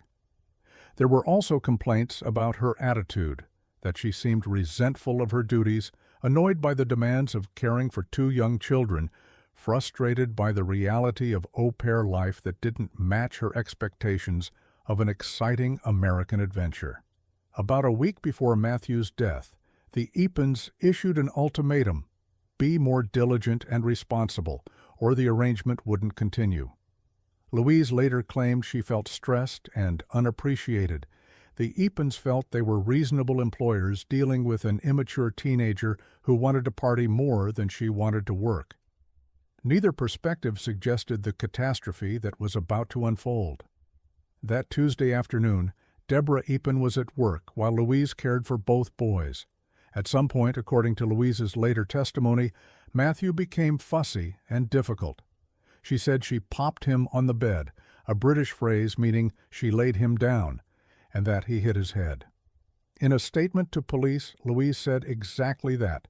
She popped the baby on the bed.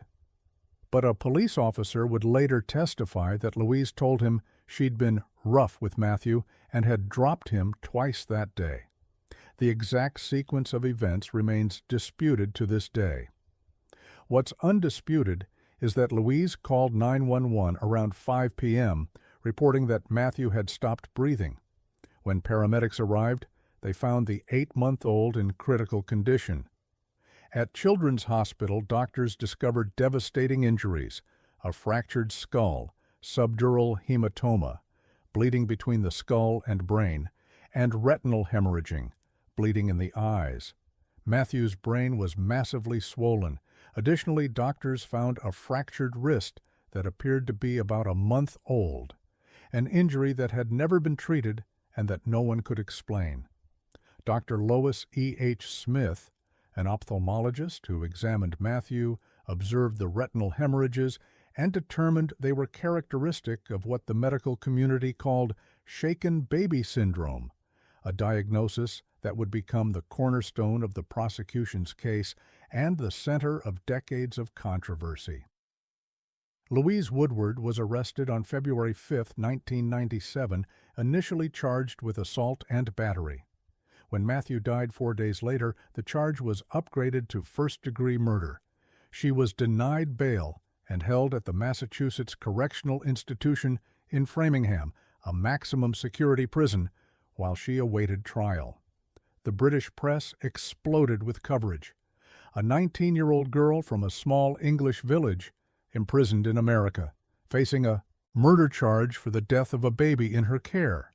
In the UK, where trials weren't televised at the time, the case became a sensation.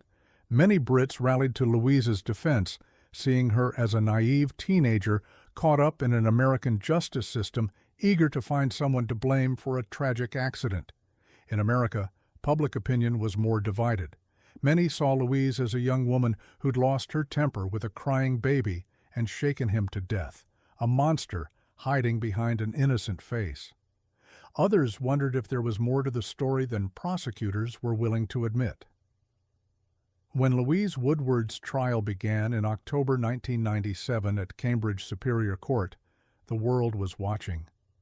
Judge Hiller B. Zobel presided over a case that would last several weeks and feature testimony from dozens of witnesses and experts. The prosecution, led by Assistant District Attorneys Gerard Leone and Martha Coakley, presented 8 physicians who'd been involved in Matthew's care. Their testimony was unified and devastating. Matthew had been violently shaken, and the force required would have been unmistakable to the person doing it. They compared the impact injuries to those of a child thrown from a second-story building. The triad of symptoms, subdural hematoma, retinal hemorrhaging, and brain swelling, was, according to these experts, the diagnostic signature of shaken baby syndrome. There was no other explanation. This was murder. The defense, however, challenged every aspect of this diagnosis. They presented expert witnesses who testified that Matthew had no neck injuries, injuries that should have been present if he'd been violently shaken. They argued that the symptoms could have resulted from a head injury that occurred weeks earlier, possibly inflicted by someone else, implying Matthew's parents might be responsible. Defense expert Dr. Patrick Barnes, a pediatric radiologist, testified about the possibility of older injuries that had been reactivated. The defense theory was that Matthew had sustained a head injury 3 weeks before his death, long before the afternoon of February 4th, and that Louise's actions that day, however rough, hadn't caused his death. Louise herself took the stand. She was young, small, seemingly fragile, hardly the image of a violent child killer. She admitted she'd shaken Matthew quickly when he wouldn't wake up, but she insisted it wasn't violent. She explained that "pop the baby on the bed" was British slang for laying him down gently, not dropping or throwing him. "I didn't do anything," she cried when the verdict was read. "Why did they do that to me?" In a highly unusual move, Louise's defense team made a strategic decision that would later be heavily scrutinized. They requested that the jury not be given the option of convicting her of manslaughter, a lesser included offense. The jury's choices would be binary: either convict Louise of murder, first or second degree, or find her not guilty. Why would the defense eliminate the middle ground? Legal experts speculated that the motivation was financial. If Louise were convicted of murder, a premeditated, intentional act, then EF Au Pair Agency couldn't be held liable in a civil lawsuit. Their screening and training processes might be inadequate, but they weren't responsible for intentional murder. However, if Louise were convicted of manslaughter, meaning she'd killed Matthew without premeditation, perhaps through negligence or recklessness, then EF's inadequate training, just 3 days, and screening failures could make them liable for damages. When the judge asked Louise directly if she understood and agreed with this strategy, she said yes. It was her decision to make. It was also a decision that would haunt her. On October 30th, 1997, after 26 hours of deliberation spread over 3 days, the jury returned with their verdict: guilty, guilty of second-degree murder. Louise Woodward collapsed in tears. Her family, watching from the gallery, sobbed. In England, where the trial had been followed obsessively, people reacted with shock and anger. The next day, October 31st, Judge Zobel imposed the mandatory sentence for second-degree murder in Massachusetts: life in prison with a minimum of 15 years to be served before parole eligibility. A 19-year-old girl would spend the next decade and a half, at minimum, behind bars for killing a baby. To supporters, it was justice for Matthew Eapen. To critics, it was a miscarriage of justice against a scapegoat. But the story didn't end there. Judge Hiller Zobel, clearly troubled by the verdict and the mandatory sentence, took an extraordinary step. Just 10 days after sentencing Louise to life in prison, he scheduled a post-conviction relief hearing to reconsider the verdict. On November 10, 1997, Judge Zobel issued a ruling that shocked both sides. He reduced Louise's conviction from second-degree murder to involuntary manslaughter. In his written decision, he explained, "I believe that the circumstances in which the defendant acted were characterized by confusion, inexperience, frustration, immaturity, and some anger, but not malice in the legal sense supporting a conviction for second-degree murder. After extensive, cool, calm reflection, I am morally certain that allowing this defendant on this evidence to remain convicted of second-degree murder would be a miscarriage of justice." He sentenced her to time served, 279 days. Louise Woodward walked out of prison that same day, free after 9 months of incarceration. Matthew Eapen's parents were devastated and furious. Louise took away Matthew, and the judge took away justice, Deborah Eapen told Time magazine. The prosecution immediately filed an appeal seeking to reinstate the original murder conviction, or, at minimum, to have Louise resentenced to a longer prison term. While the appeal was pending, Louise was required to remain in Massachusetts. The case went to the Massachusetts Supreme Court, which heard arguments from both sides. On June 16, 1998, more than a year after Matthew's death, The court issued its decision in a 4-3 split. The court upheld Judge Zobel's reduction of the conviction to involuntary manslaughter and upheld the sentence of 279 days. However, the ruling made clear that Louise hadn't been found innocent. She stands guilty of causing an infant's violent death. The outcome of this criminal trial most assuredly was not an acquittal.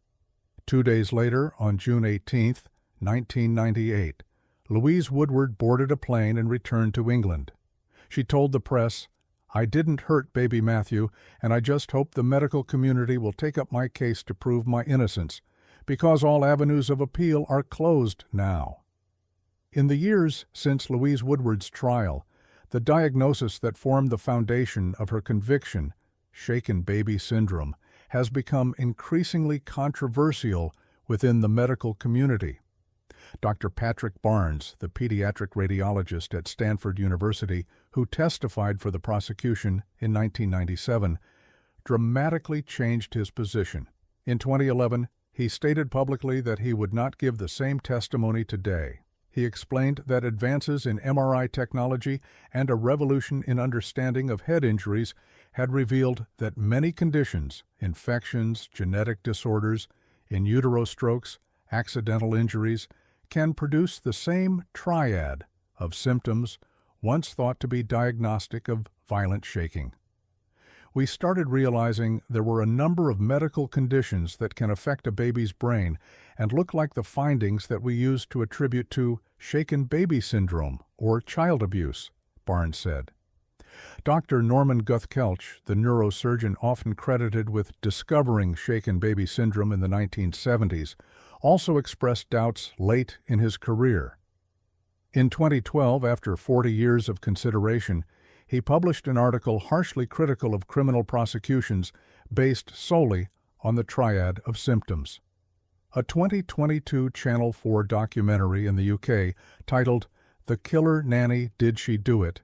featured civil rights lawyer Clive Stafford Smith stating bluntly, "Shaken baby syndrome is bullshit."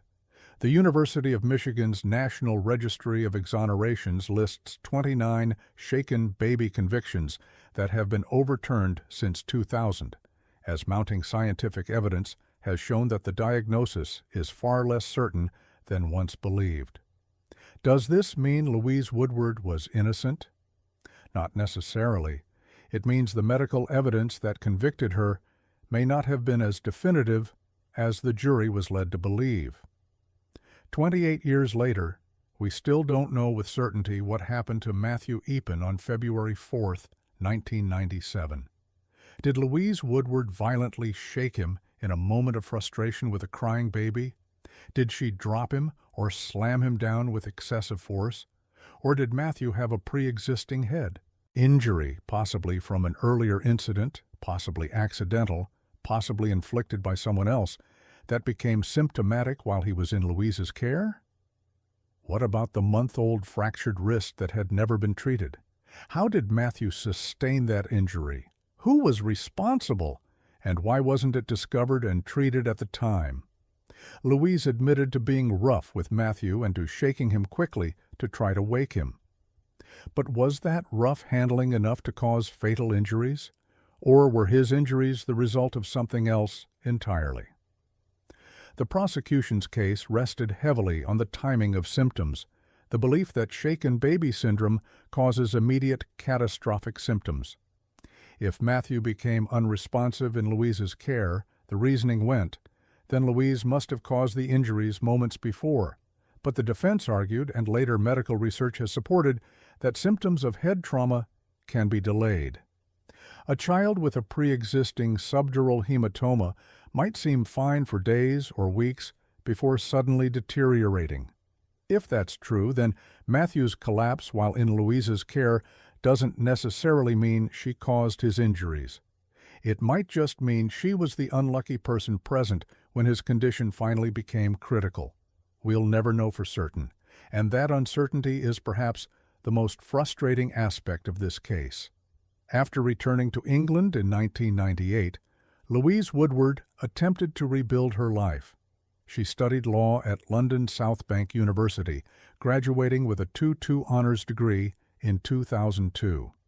In 2004, she began a training contract with a law firm in Oldham, working toward becoming a solicitor. But the weight of her past proved too heavy. She dropped out of her legal training in 2005 and instead pursued a career as a ballroom and Latin dance teacher in Chester. In 2013, she married Anthony Elkes, a truck rental company operator. The following year, on New Year's Day 2014, she gave birth to a daughter. She'd told the Daily Mail in 2007, "I know there are some people waiting for me to have a baby so they can say nasty things. It upsets me, but that is not going to stop me leading my life. I am innocent. I have done nothing wrong. I am entitled to enjoy my life. I am not going to apologize for being happy." Today, Louise Elkes, as she's now known, lives in South Shropshire with her husband and daughter. She works as a salsa and dance teacher. She maintains her innocence. She avoids the media. She tries to live a quiet life far from the spotlight that once captured her every move. But the case follows her. In 2007, Boston Law magazine Exhibit A named her the most notorious criminal convicted in Massachusetts. The Channel 4 documentary brought renewed attention to her case in 2022. And every few years, journalists revisit the story, rehashing the same questions, the same doubts, the same divisions. For Dr. Deborah and Dr. Sunil Epan, the years since Matthew's death have been marked by grief that never fully heals. In 2007, they spoke to ABC's Good Morning America about their continuing pain. "To me, it's really not about Louise. It's about Matthew," Deborah said. "Matthew should be with us today, and he should be celebrating the Red Sox and going trick-or-treating and being an 11-year-old boy." Matthew would have been 28 years old now. He might have graduated from college, started a career, perhaps had children of his own. Instead, his life ended at 8 months old, and his parents have spent nearly 3 decades living with that loss. They believe Louise killed their son. They believe the jury got it right and the judge was wrong to reduce the conviction. They believe that justice was denied when Louise walked free after less than a year. And they'll never get Matthew back, regardless of whether Louise was guilty of murder, manslaughter, or nothing at all. The Louise Woodward trial brought shaken baby syndrome into the public consciousness in a way no previous case had. Suddenly, parents and caregivers across America were aware of this hidden danger, that a seemingly innocent action, a moment of frustration, could result in catastrophic injury or death. The case also sparked necessary conversations about au pair programs. EF au pair came under intense scrutiny for their minimal training, just 3 days before placing young people in homes with infants. The screening process was questioned. The support systems, or lack thereof, were criticized. Changes were eventually implemented. More extensive training, better screening, clearer expectations, and more oversight. But these changes came too late for Matthew Epan. The case also highlighted the challenges of the American justice system when dealing with international defendants. Louise's youth, her foreign accent, her small stature, did these factors influence public perception and the jury's deliberations? Would an American teenager have been treated differently? Nearly 3 decades later, people remain divided on whether justice was served in the Louise Woodward case. Some believe the jury got it right. Louise violently shook Matthew and deserved the murder conviction. Judge Zobel overstepped his authority and substituted his judgment for the jury's. A killer walked free after 9 months because of a technicality. Matthew's death was preventable, and Louise bears full responsibility. Others believe Louise was convicted based on flawed medical science, shaken baby syndrome. She was a scapegoat for a tragedy that may have been accidental or caused by someone else. The judge recognized reasonable doubt that the jury missed. An innocent young woman spent 9 months in prison and will forever carry the stigma of a manslaughter conviction. The truth, whatever it is, lies somewhere in the medical evidence, the testimony, the injuries, and the gaps in our understanding that remain to this day. If there's a lesson to be drawn from the Louise Woodward case, it may be this: certainty is dangerous, especially in criminal justice. The prosecutors were certain they had the right person and the right diagnosis. The jury was certain enough to convict, but the judge had doubts. Medical experts later had doubts. And those doubts matter, because when we send someone to prison for life, we should be absolutely certain of their guilt. The case also reminds us that babies are fragile, that childcare is an enormous responsibility, and that we should never place children in the care of people who are inadequately trained, supported, or supervised. Whether Louise Woodward killed Matthew Eapen through violence, through negligence, or not at all, one fact remains undeniable: an 8-month-old baby died. A family was destroyed. And decades later, we still don't have clear answers about what really happened on that February afternoon in Newton, Massachusetts. Louise Woodward is free, living a quiet life in England. Matthew Eapen is in a grave. And the question of justice, whether it was served or denied, remains as controversial today as it was in 1997. Some cases have clear villains and clear victims. This one has only questions, doubts, and the permanent absence of a child who should have lived to become a 28-year-old man. That, perhaps, is the real tragedy, not just Matthew's death, but our inability to know with certainty why he died and whether the person held responsible truly deserved that burden. Case 7. Marissa Teetsort. In the close-knit community of Wausau, Wisconsin, a city of about 40,000 people nestled in the heart of Marathon County, Marissa Teetsort was a familiar face in the child care world. For years, she'd been watching children in her home, providing a service that working parents desperately needed: reliable, affordable care for their infants and toddlers. But over the course of 14 months, 3 separate children would leave Teetsort's care with serious, unexplained injuries. 3 families would rush their babies to the hospital with trauma that didn't match the explanations they'd been given. 3 times red flags were raised.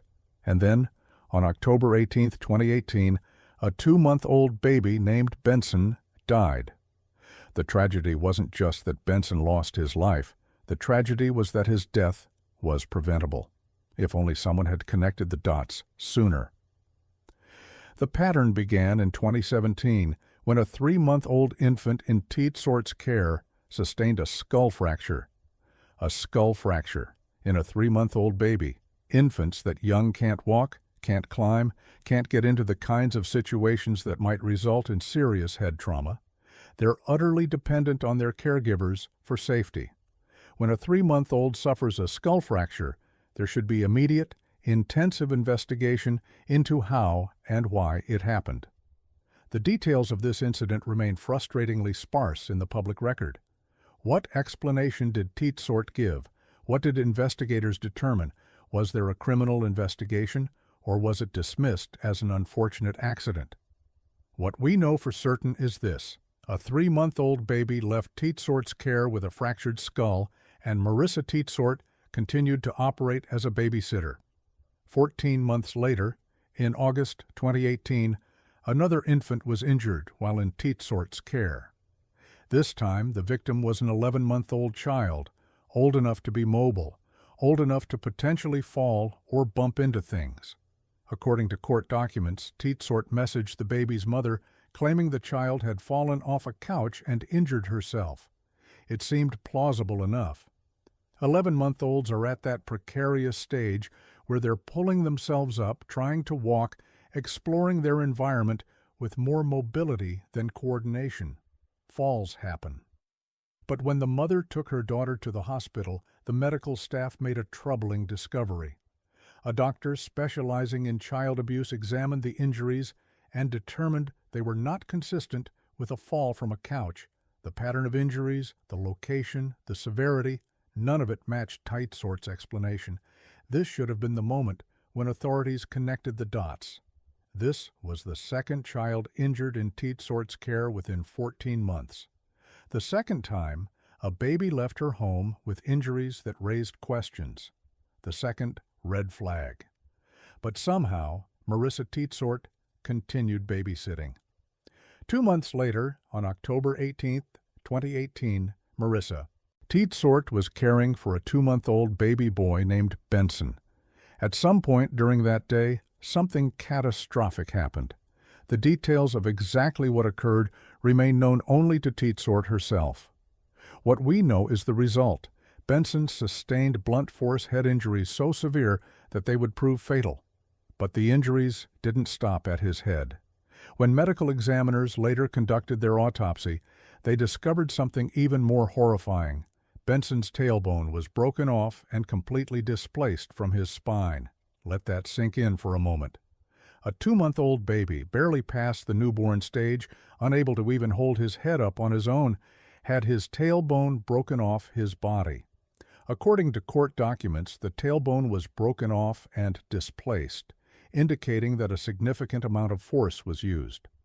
The level of violence required to inflict such an injury on an infant is almost incomprehensible. This wasn't a rough diaper change or an accidental drop. This was extreme force applied to a tiny, fragile body. When Benson's mother went to pick up her son at the end of the day, she found him in his car seat, unresponsive. She began performing chest compressions, desperately trying to revive her baby. Someone called 911. Police arrived at a laundromat, where Benson's mother had apparently taken him immediately upon discovering he wasn't breathing, to find the mother frantically attempting CPR on her 2-month-old son. They took over the compressions, working to save the infant's life. But it was too late. Benson was pronounced dead at the scene. The baby, who'd been alive and healthy when his mother dropped him off at the Babysitters that morning, was now gone. And the only person who could explain what happened was Marissa Teitsort. When police interviewed Teitsort, she confirmed that Benson had died while in her care, but she had a very clear statement about her culpability. "I did not kill him." It was a carefully worded denial. She didn't say, "I don't know what happened," or "He must have gotten hurt somehow without me noticing." She said specifically that she did not kill him, acknowledging that he died in her care, but denying responsibility. The medical evidence told a different story. The autopsy revealed the blunt force head injuries and the displaced broken tailbone. According to the medical examiner, these injuries were caused by significant force, the kind of force that doesn't happen accidentally. As investigators dug deeper, they uncovered the 2 prior incidents, the 3-month-old with a skull fracture in 2017 and the 11-month-old with injuries inconsistent with a fall in August 2018. A pattern emerged, a clear, undeniable pattern of babies being injured while in Marissa Teitsort's care. But the pattern had been there all along. It just took a death for anyone to connect the dots. In the aftermath of Benson's death, Teitsort didn't just maintain her innocence, she actively lied to investigators and others about what happened. Judge Lamont Jacobson would later cite these lies as a significant factor in his sentencing decision. What exactly did she lie about? The court documents don't specify all the details, but Judge Jacobson made clear that it wasn't just one lie or misstatement. It was a series of lies after the child's death that demonstrated consciousness of guilt and a lack of remorse. When people tell the truth, their stories remain consistent. When they lie, especially about something as serious as a child's death, those lies tend to multiply, creating a web of deception that eventually collapses under scrutiny. Teitsort's lies didn't save her, but they did reveal something important about her character and her understanding of her own culpability. Marissa Teitsort was arrested and charged with first-degree intentional homicide, Wisconsin's equivalent of first-degree murder. The charge reflected the prosecution's belief that Teitsort had deliberately killed Benson. that the injuries he sustained were not accidental, but intentional. She was also charged with child abuse intentionally causing harm in connection with the August 2018 incident involving the 11-month-old. The two cases were consolidated, meaning Teetsort would face charges for both incidents in a single legal proceeding. She pleaded not guilty and maintained her innocence as the case slowly moved through Wisconsin's legal system. As her trial date approached, Teetsort made a strategic decision. In November 2021, she changed her plea from not guilty to no contest, a legal plea that doesn't admit guilt but acknowledges that the prosecution has enough evidence to likely secure a conviction. As part of a plea agreement, the charge of first-degree intentional homicide was reduced to first-degree reckless homicide. The distinction matters. Intentional homicide suggests Teetsort meant to kill Benson, while reckless homicide suggests she engaged in conduct so reckless that death was a foreseeable result, even if she didn't specifically intend to kill. It was a significant reduction that would potentially result in a lighter sentence. But it was still a homicide charge, an acknowledgement that Marissa Teetsort's actions had caused Benson's death. She also pleaded no contest to the child abuse charge related to the August 2018 incident. As a result of these pleas, she was found guilty on both counts. On March 8, 2022, more than 3 years after Benson's death, Marissa Teetsort stood before Judge Lamont Jacobson in Marathon County Circuit Court for her sentencing hearing. The courtroom was filled with people whose lives had been shattered by her actions.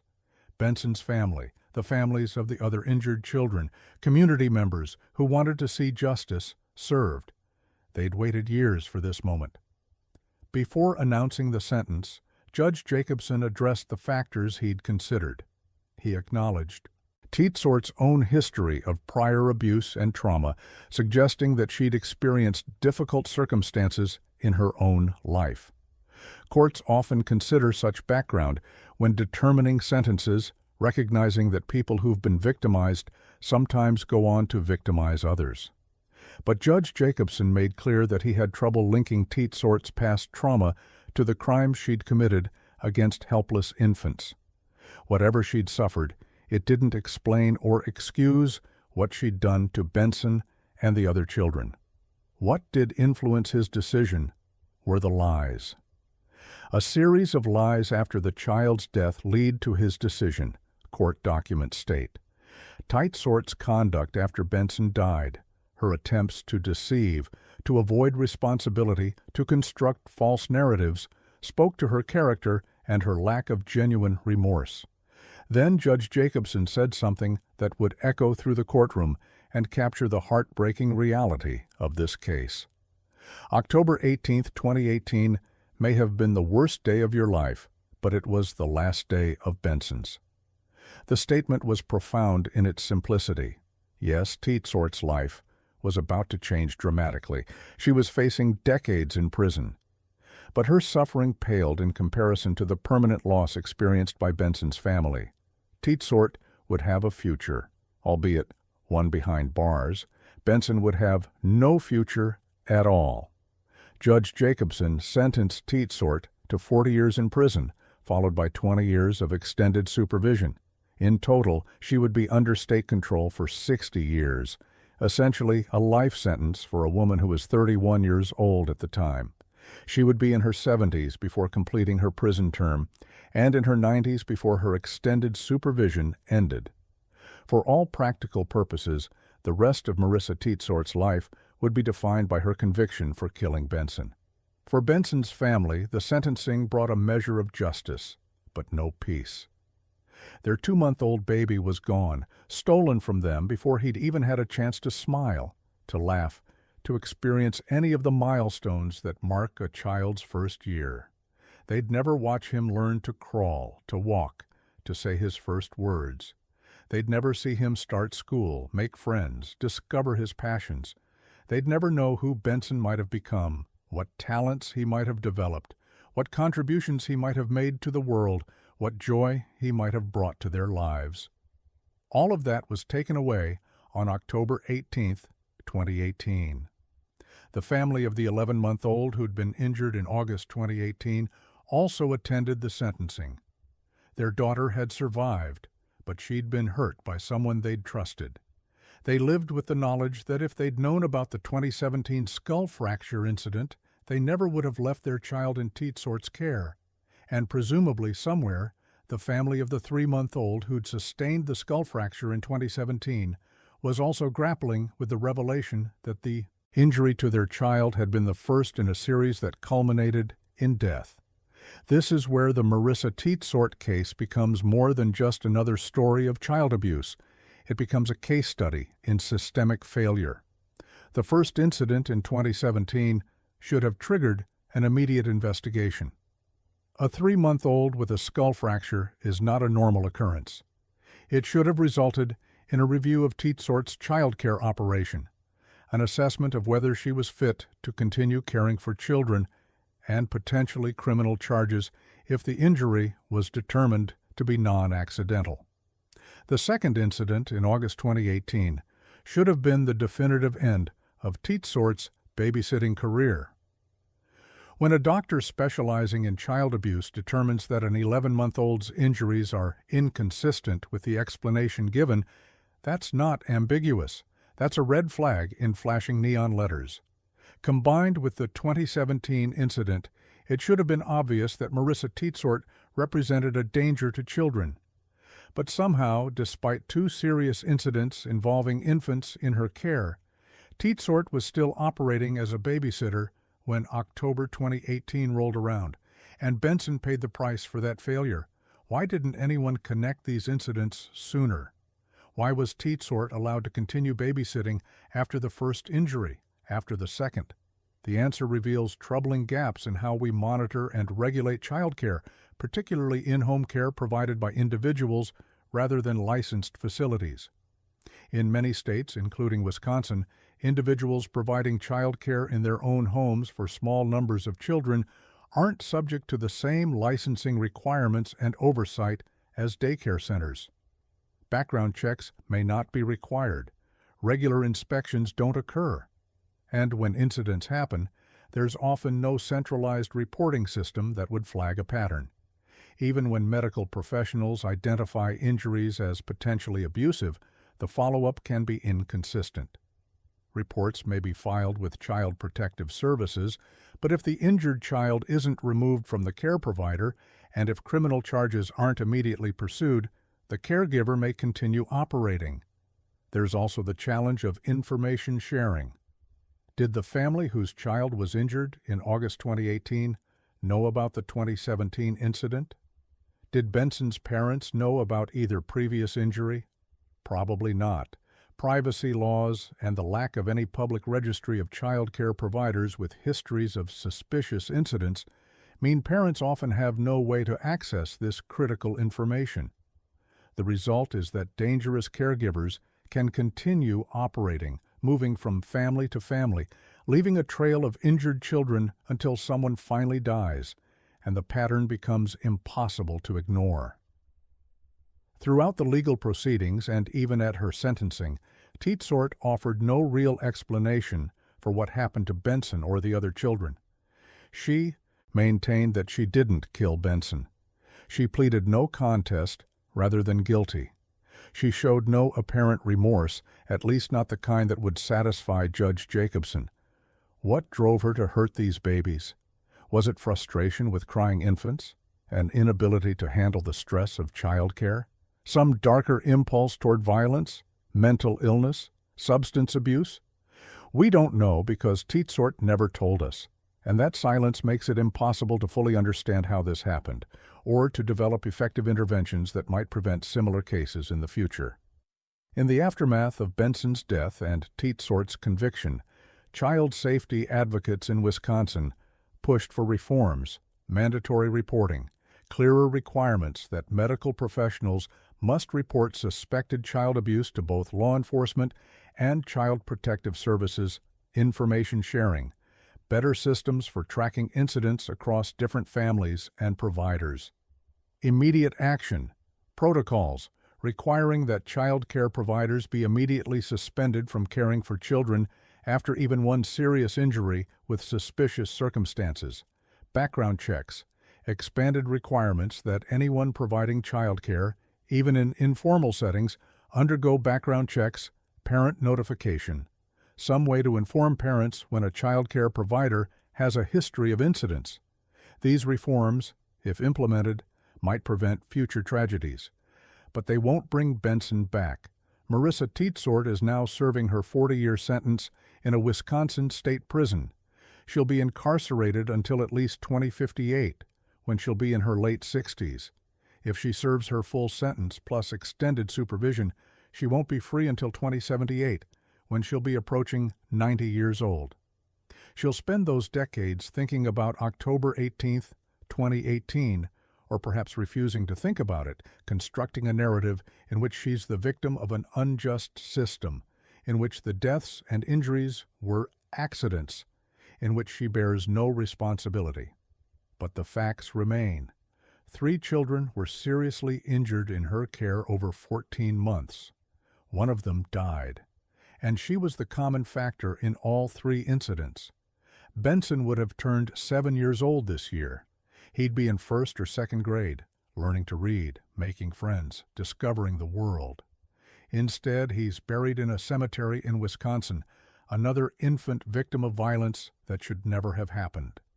The other children who were injured carry their own scars, physical and emotional. Their families carry the trauma of nearly losing their children, the guilt of having trusted the wrong person, the anger at a system that failed to protect their babies.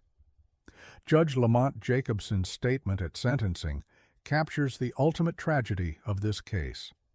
October 18, 2018, may have been the worst day of your life, but it was the last day of Benson's. Teetsort will have thousands more days. Days to wake up, to eat meals, to breathe, to think, to exist. She'll have the possibility of finding some measure of redemption, growth, or peace, even if it's behind bars. Benson got 61 days of life, 2 months. That's all he received before Marissa Teetsort's actions ended his existence. And the cruelest irony? His death was preventable. If someone had acted after the 2017 skull fracture, if someone had connected the dots after the August 2018 incident, if someone had said, "This pattern is unacceptable, and this woman cannot be trusted with children." But no one did. The warning signs were there, flashing brightly, and no one stopped the pattern until it was too late. That's the real legacy of the Marissa Teetsort case. Not just that she killed Benson, but that the system failed to stop her before she could. And that failure, that preventable tragedy, is something we all must own. Case 8. Malik Kiri Kennedy. May 2, 2021, started like any other day for a young mother in Duluth, Georgia. She had to go to work. Her 2-year-old daughter, Trinity Kiles, needed someone to watch her. And her boyfriend, Malik Kiri Kennedy, was there. It seemed like a reasonable arrangement. Kennedy was her boyfriend, someone she trusted enough to be in a relationship with, someone who was part of her life. Surely he could handle watching a toddler for a few hours while she went to work. Other mothers leave their children with their partners all the time. What could possibly go wrong? Everything. By the time Trinity's mother returned from work that evening, her little girl was unresponsive, not breathing, and dying from injuries so severe that she would never recover. Trinity Kiles was pronounced dead, and Malik Kiri Kennedy, the man who'd been trusted with her care for just a few hours, was revealed to be a monster. This was the first time Kennedy had ever been asked to watch Trinity. It was also the last.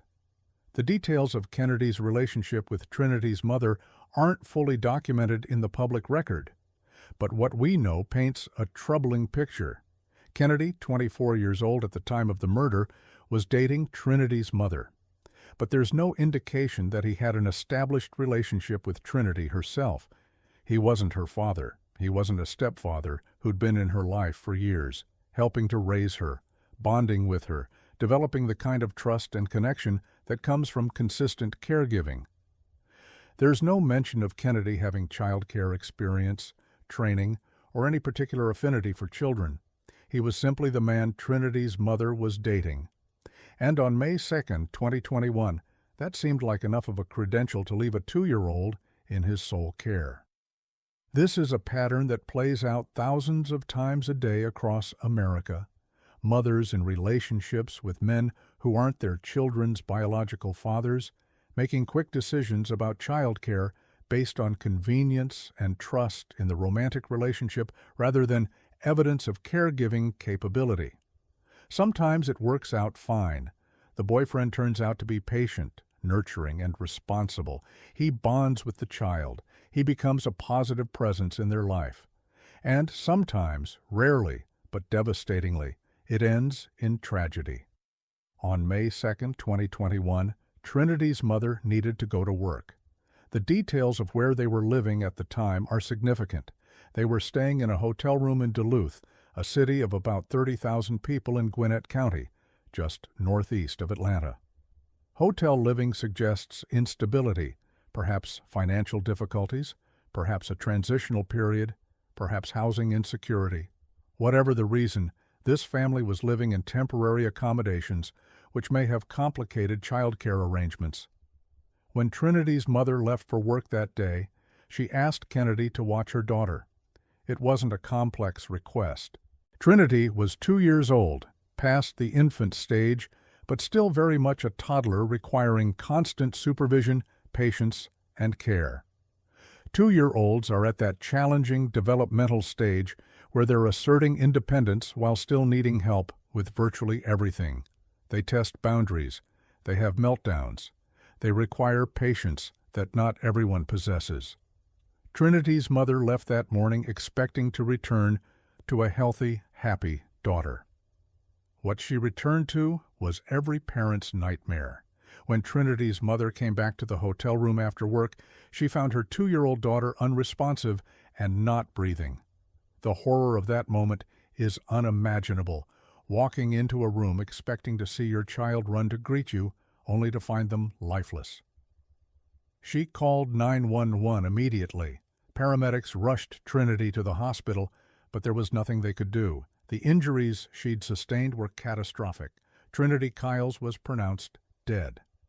As emergency responders worked frantically to try to save Trinity's life, they noticed something that transformed this from a tragic medical emergency into a criminal investigation. Trinity's body was covered in injuries that told a story of violence. She had bruises on her cheeks, not random bruises that might result from a fall, but bruises with very specific patterns. Medical examiners could see finger impressions, fingernail impressions. Someone had grabbed Trinity's face with such force that their fingers left marks on her skin. Her forehead was swollen, evidence of blunt force trauma to her head. She had additional bruises scattered across her small body, each one representing a moment of pain, a moment of violence, a moment when someone hurt her instead of protecting her.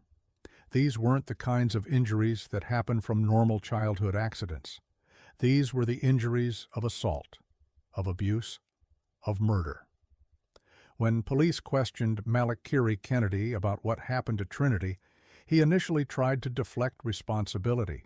He claimed he'd given the 2-year-old melatonin to help her sleep, a story that might have explained drowsiness or unusual sleeping patterns, but certainly didn't explain the bruising and trauma covering her body. Melatonin doesn't leave finger impressions on a child's face. Melatonin doesn't cause swollen foreheads and widespread bruising, and investigators knew it. Under continued questioning, Kennedy's story changed. The melatonin excuse fell away, and a darker truth emerged. Kennedy admitted that he had pinched Trinity. Just pinched her, he claimed, as if that somehow made it acceptable, as if pinching a 2-year-old hard enough to leave marks was a normal form of interaction. But the medical evidence told a story that went far beyond pinching.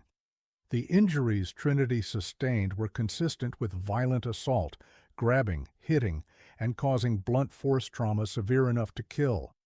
Whatever Kennedy actually did to Trinity during those hours alone, with her, it was brutal enough to end her life. and he was the only person present who could have inflicted those injuries. Malak Kiri Kennedy was arrested and charged with multiple counts related to Trinity's death: malice murder, the intentional killing of another person with malice aforethought, essentially murder with intent; 2 counts of felony murder, killing someone during the commission of another felony. In this case, the underlying felonies were likely the aggravated battery and child cruelty. Aggravated battery, intentionally causing substantial harm to another person; first-degree cruelty to children, maliciously causing cruel or excessive physical pain to a child. The charges reflected prosecutors' belief that Kennedy had deliberately hurt Trinity, that he knew his actions would cause her serious harm, and that he'd committed murder. Kennedy pleaded not guilty, and the case moved toward trial.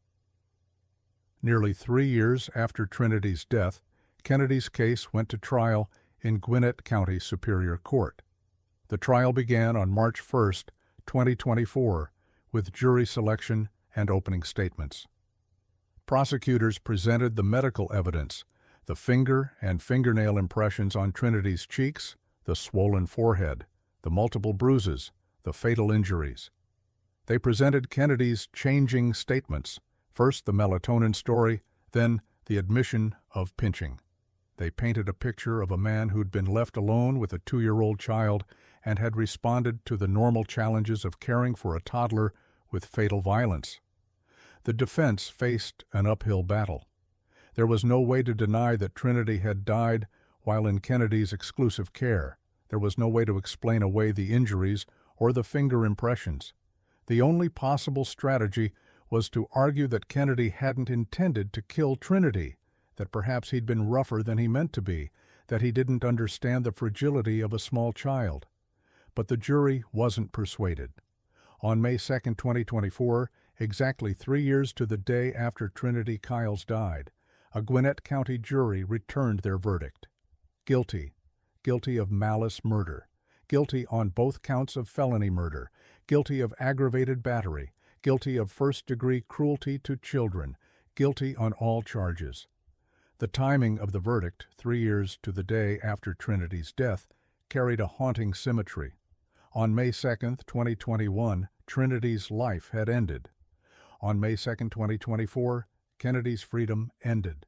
Following the jury's verdict, the judge immediately moved to sentencing. For malice murder in Georgia, the sentence is mandatory: life in prison. The only question was whether Kennedy would ever be eligible for parole. The judge sentenced Malak Kiri Kennedy to life in prison without the possibility of parole. He would never walk free. He would spend every remaining day of his life behind bars. He would die in prison, decades from now, having paid with his freedom for the crime of taking a 2-year-old's life. Throughout the trial, Trinity's mother sat in the courtroom, reliving the worst day of her life over and over again. She had to hear the medical testimony describing her daughter's injuries. She had to see the evidence photos. She had to listen to Kennedy's lies and excuses, and she had to live with a burden that no parent should ever bear: the knowledge that she'd made the decision to leave Trinity in Kennedy's care. This isn't about blame. Kennedy is the one who killed Trinity, and he alone is responsible for her death. But the psychological weight of that decision is crushing. Every parent who loses a child to violence committed by a caregiver carries the what-ifs. What if I hadn't left her with him? What if I'd trusted my instincts? What if I'd made a different choice? Trinity's mother had trusted her boyfriend. She'd believed he could handle watching her daughter for a few hours. She'd made what seemed like a reasonable decision based on the information and options available to her. And her daughter died because of it. That's a burden she'll carry for the rest of her life. The grief of losing Trinity, combined with the guilt of having been the one who placed her in harm's way. Looking back at this case, the question everyone asks is, were there warning signs? Was there any indication that Kennedy might be dangerous to children? The public record doesn't reveal any prior history of violence or child abuse. If Kennedy had previous convictions or known issues, prosecutors would likely have presented that information at trial. The absence of such evidence suggests this may have been Kennedy's first known act of violence against a child. But there's another kind of warning sign that's easier to miss: the absence of an established caregiving relationship. Kennedy wasn't Trinity's father. He hadn't been in her life since birth, developing the kind of bond that comes from years of caregiving. There's no indication he'd ever watched Trinity before May 2nd, 2021.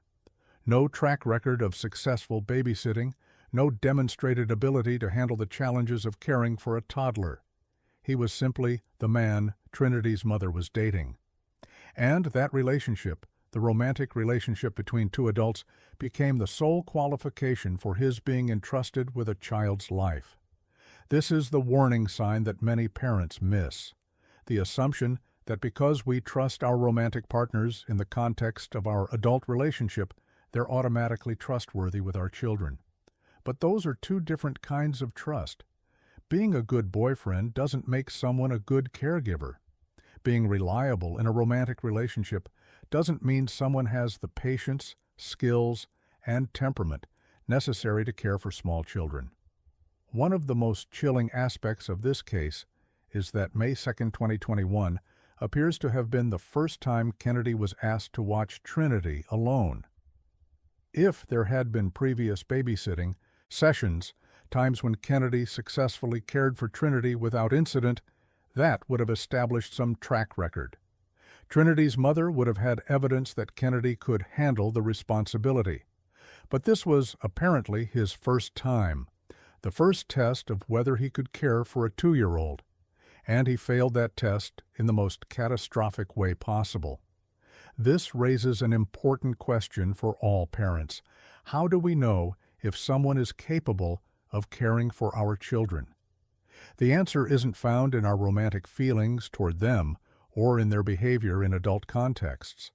It's found in observation, gradual introduction, demonstrated capability, and a track record of successful caregiving. Leaving a child with someone for the first time should ideally be done gradually. Short periods at first with check-ins, with the parent nearby or easily reachable. It shouldn't be an all-day arrangement for a first-time trial run. Trinity's mother didn't have that luxury. She had to work. She was living in a hotel. Her options may have been limited, and she made the best decision she could with the information and resources available to her. But the outcome was devastating. After the verdict was read, Trinity's family members spoke to the press and to the court about their loss. The details of their victim impact statements aren't fully documented in public records, but the sentiment was clear. Trinity was loved, she was wanted, and her absence has left an unfillable void in their lives. Trinity would have turned 6 years old this year. She'd be in kindergarten or first grade. She'd be learning to read, making friends, developing her personality and interests. She'd be telling stories, asking endless questions, experiencing the world with the wonder that comes naturally to children. Instead, she's buried in a cemetery in Georgia, another child victim of violence that should never have happened. Tragically, Trinity's case is part of a well-documented pattern. Children are statistically at higher risk of abuse and violence from their mother's boyfriends than from almost any other category of caregiver. Child welfare researchers call this the boyfriend risk factor. Study after study has shown that children living with unrelated adult males, particularly their mother's boyfriends, face elevated rates of abuse and fatal violence. The reasons are complex: lack of biological connection and the bonding that comes from raising a child from birth resentment toward children who are seen as obstacles to the romantic relationship or demands on the mother's time and attention, immaturity and inability to handle the stress of caring for children, competition for the mother's attention and resources. The challenge of disciplining children who aren't one's own, none of these factors excuse violence.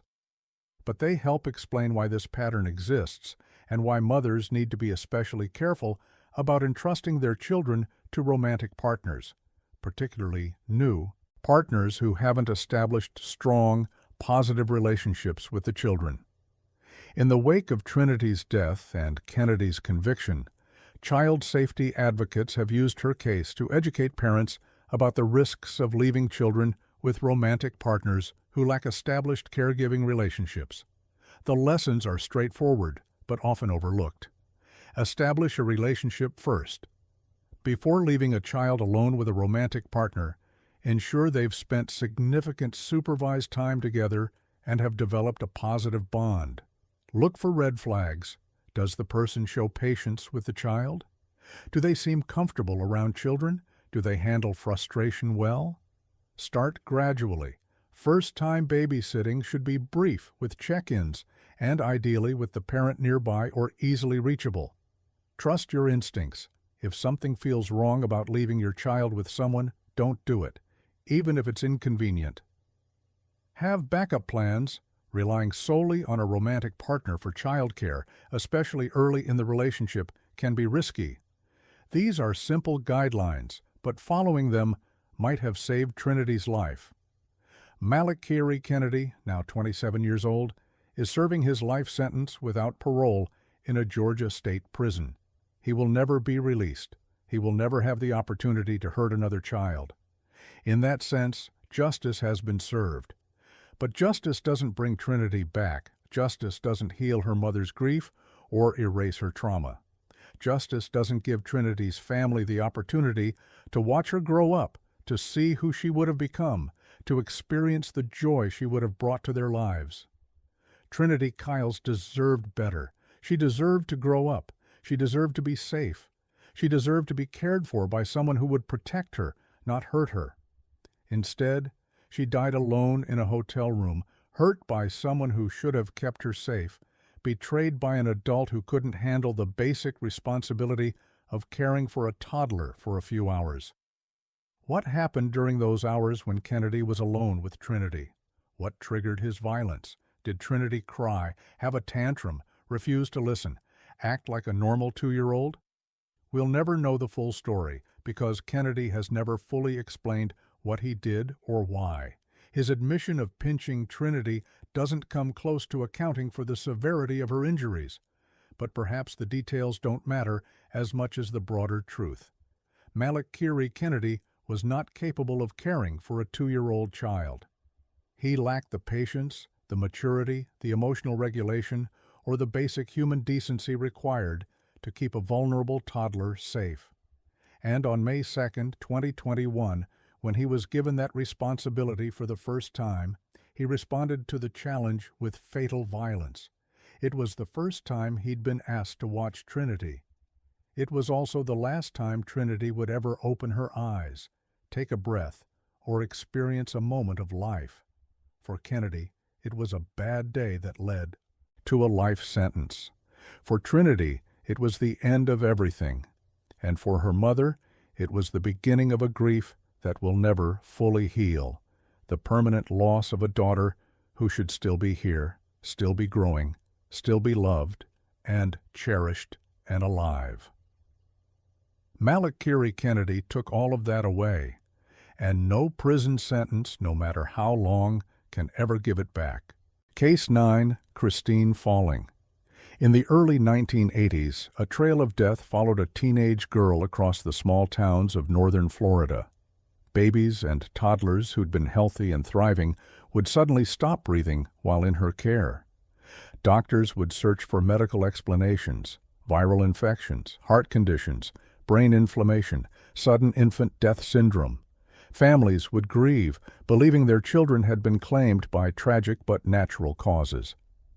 But there was nothing natural about these deaths, and by the time anyone realized what was really happening, at least 5 children were dead, possibly 6, all suffocated by a teenage babysitter who would later claim that voices in her head commanded her to kill. Her name was Christine Falling.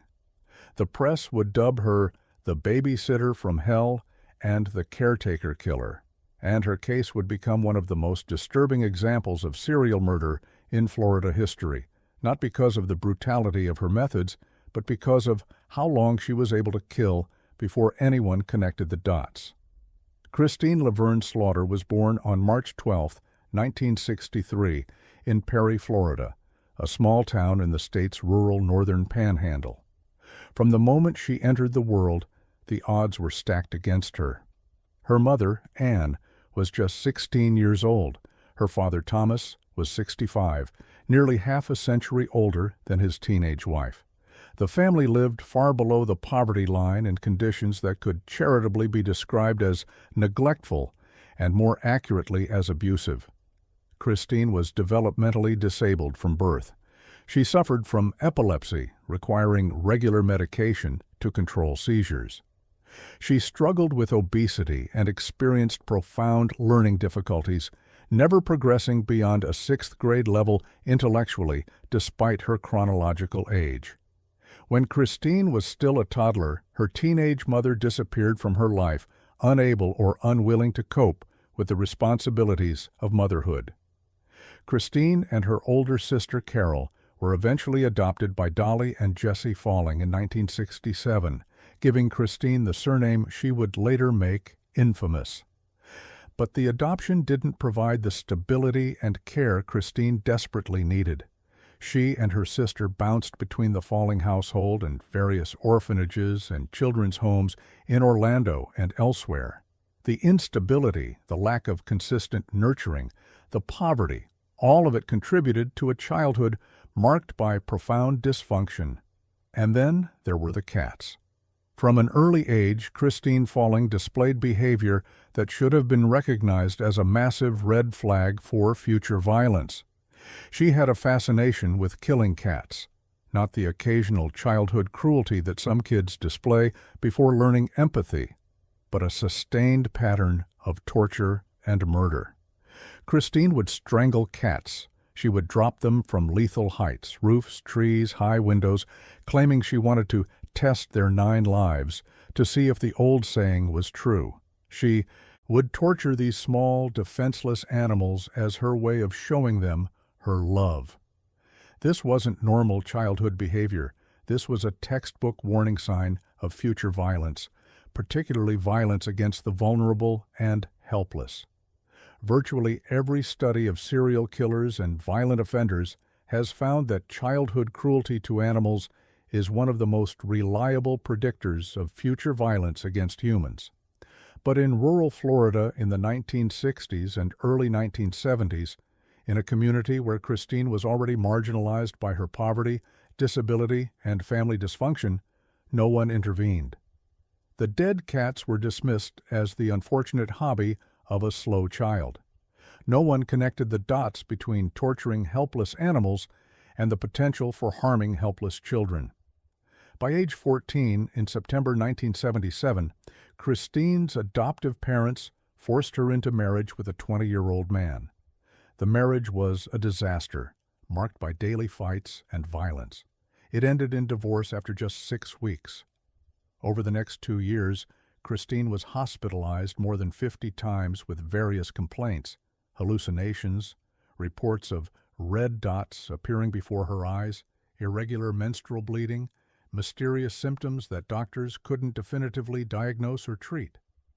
At age 16, she was officially classified as medically incapacitated, and then, needing money, and with limited options for employment given her disabilities, Christine Falling began working as a babysitter. On February 25, 1980, 17-year-old Christine Falling was babysitting 2-year-old Cassidy Johnson in Blountstown, Florida. The little girl, affectionately nicknamed Muffin by her family, had been left in Christine's care while her mother worked. Cassidy became ill while with Christine and was taken to a doctor's office, where she was diagnosed with encephalitis, inflammation of the brain. 3 days later, on February 28, 1980, Cassidy died. An autopsy was performed, and the cause of death was determined to be blunt force trauma to the skull. But Christine had an explanation. Cassidy had passed out and fallen from her crib, hitting her head. One physician who reviewed the case didn't believe Christine's story. He wrote a note to police recommending that they investigate the babysitter more thoroughly. It was a crucial warning, perhaps the moment when Christine's killing spree could have been stopped before it really began. But the note was lost. misplaced somewhere in the bureaucratic shuffle. The case was closed. Cassidy's death was ruled accidental or due to illness. And Christine Falling, with one dead child already in her wake, moved on to Lakeland, Florida, ready to babysit again. Just 2 months after Cassidy's death, in early summer 1980, 4-year-old Jeffrey Davis stopped breathing while under Christine's supervision in Lakeland. The little boy was rushed to the hospital where doctors conducted an autopsy. The cause of death, myocarditis, a heart condition that causes inflammation of the heart muscle. While myocarditis can be fatal, it's relatively rare, especially in young children. But doctors accepted the diagnosis, natural causes, a tragic medical event, not Christine's fault. 3 days later, the family held Jeffrey's funeral, and Christine Falling, the helpful young babysitter, offered to watch Jeffrey's 2-year-old cousin, Joseph Spring, while the family attended the service. Joseph died that same afternoon. Just hours after Jeffrey's funeral, his little cousin was also dead. This time, doctors noted that Joseph had a viral infection that might have been fatal. They speculated that this same virus could have killed Jeffrey as well.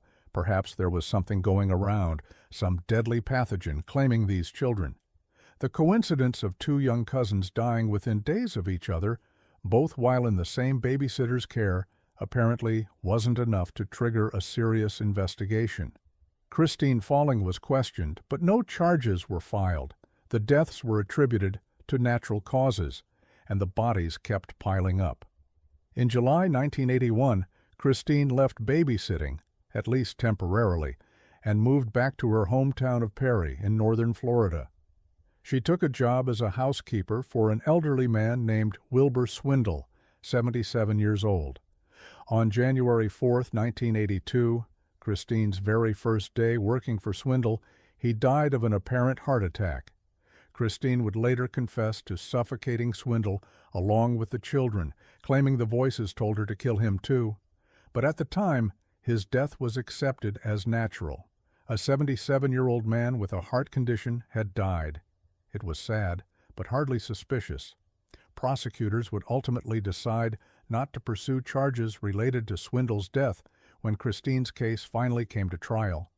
Whether that was due to insufficient evidence, prosecutorial discretion, or doubts about whether she'd actually killed him remains unclear. On July 14, 1981, Christine was babysitting 8-month-old Jennifer Daniels, her own half-sister, while Jennifer's mother went to the grocery store. It was supposed to be a quick errand, a short time away. When the mother returned, Christine told her, "The baby ain't breathing." Jennifer was rushed to the hospital, but she couldn't be saved. Another infant dead in Christine Falling's care. By now, the pattern should have been unmistakable. But somehow, the deaths in different towns, attributed to different causes, investigated by different authorities, had never been connected. No one had compiled a list of all the children who died while Christine Falling was caring for them. Nearly a year later, on July 2, 1982, Christine was babysitting 10-week-old Travis Dwayne Coleman at her mobile home in Blountstown, Florida. Travis died suddenly. Sudden infant death syndrome, SIDS, is a known phenomenon, babies who die in their sleep with no apparent cause. But the long trail of bodies following Christine Falling was finally too much to ignore. Authorities began looking into the babysitter's history. They discovered the previous deaths. They started asking harder questions. One theory that briefly gained traction was that Christine might unknowingly be carrying some deadly disease, a pathogen that was killing the children she came into contact with. But the investigation soon moved in a darker direction: murder. When police interviewed Christine Falling about the deaths, she finally broke down and confessed. But her confession was as disturbing as the crimes themselves. Christine claimed that she heard voices that commanded her to kill. "Kill the baby," the voices would say over and over. She said she would place a blanket or pillow over the children's faces, covering their noses and mouths until they stopped breathing. "I pulled a blanket over the face," she told investigators. "A voice would say to me, 'Kill the baby,' over and over. Then I would come to and realize what happened." She confessed to killing Cassidy Johnson, Jennifer Daniels, and Travis Coleman. She also claimed to have suffocated Wilbur Swindle and implied involvement in the deaths of Jeffrey Davis and Joseph Spring. But was she really hearing voices? Or was that a convenient explanation, a way to avoid full responsibility by claiming mental illness? The answer remains debated to this day. Christine Falling was arrested on July 22, 1982, and charged with 3 counts of first-degree murder. She was 19 years old. Rather than go to trial, Christine pleaded guilty to all 3 murders in December 1982. In exchange for her guilty plea, prosecutors agreed not to seek the death penalty.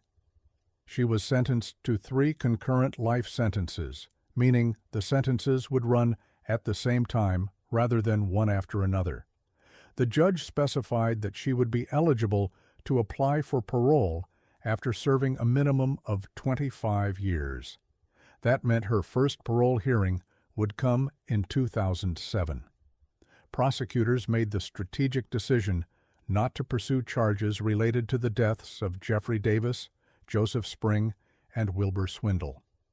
Whether this was due to insufficient evidence, the difficulty of proving suffocation in cases where natural causes had been determined, or simply the practical consideration that she was already sentenced to life, the 3 potential additional victims would never receive justice in a court of law. Christine Falling presents a complicated psychological puzzle. Was she a cold-blooded serial killer who murdered children in her care? Or was she a severely mentally ill young woman whose developmental disabilities, untreated mental illness, and tragic upbringing created a perfect storm of violence? The answer is probably both. Christine's developmental disabilities were real. Her epilepsy was real. Her claims of hallucinations and hearing voices dated back years before the murders and had been documented by medical professionals.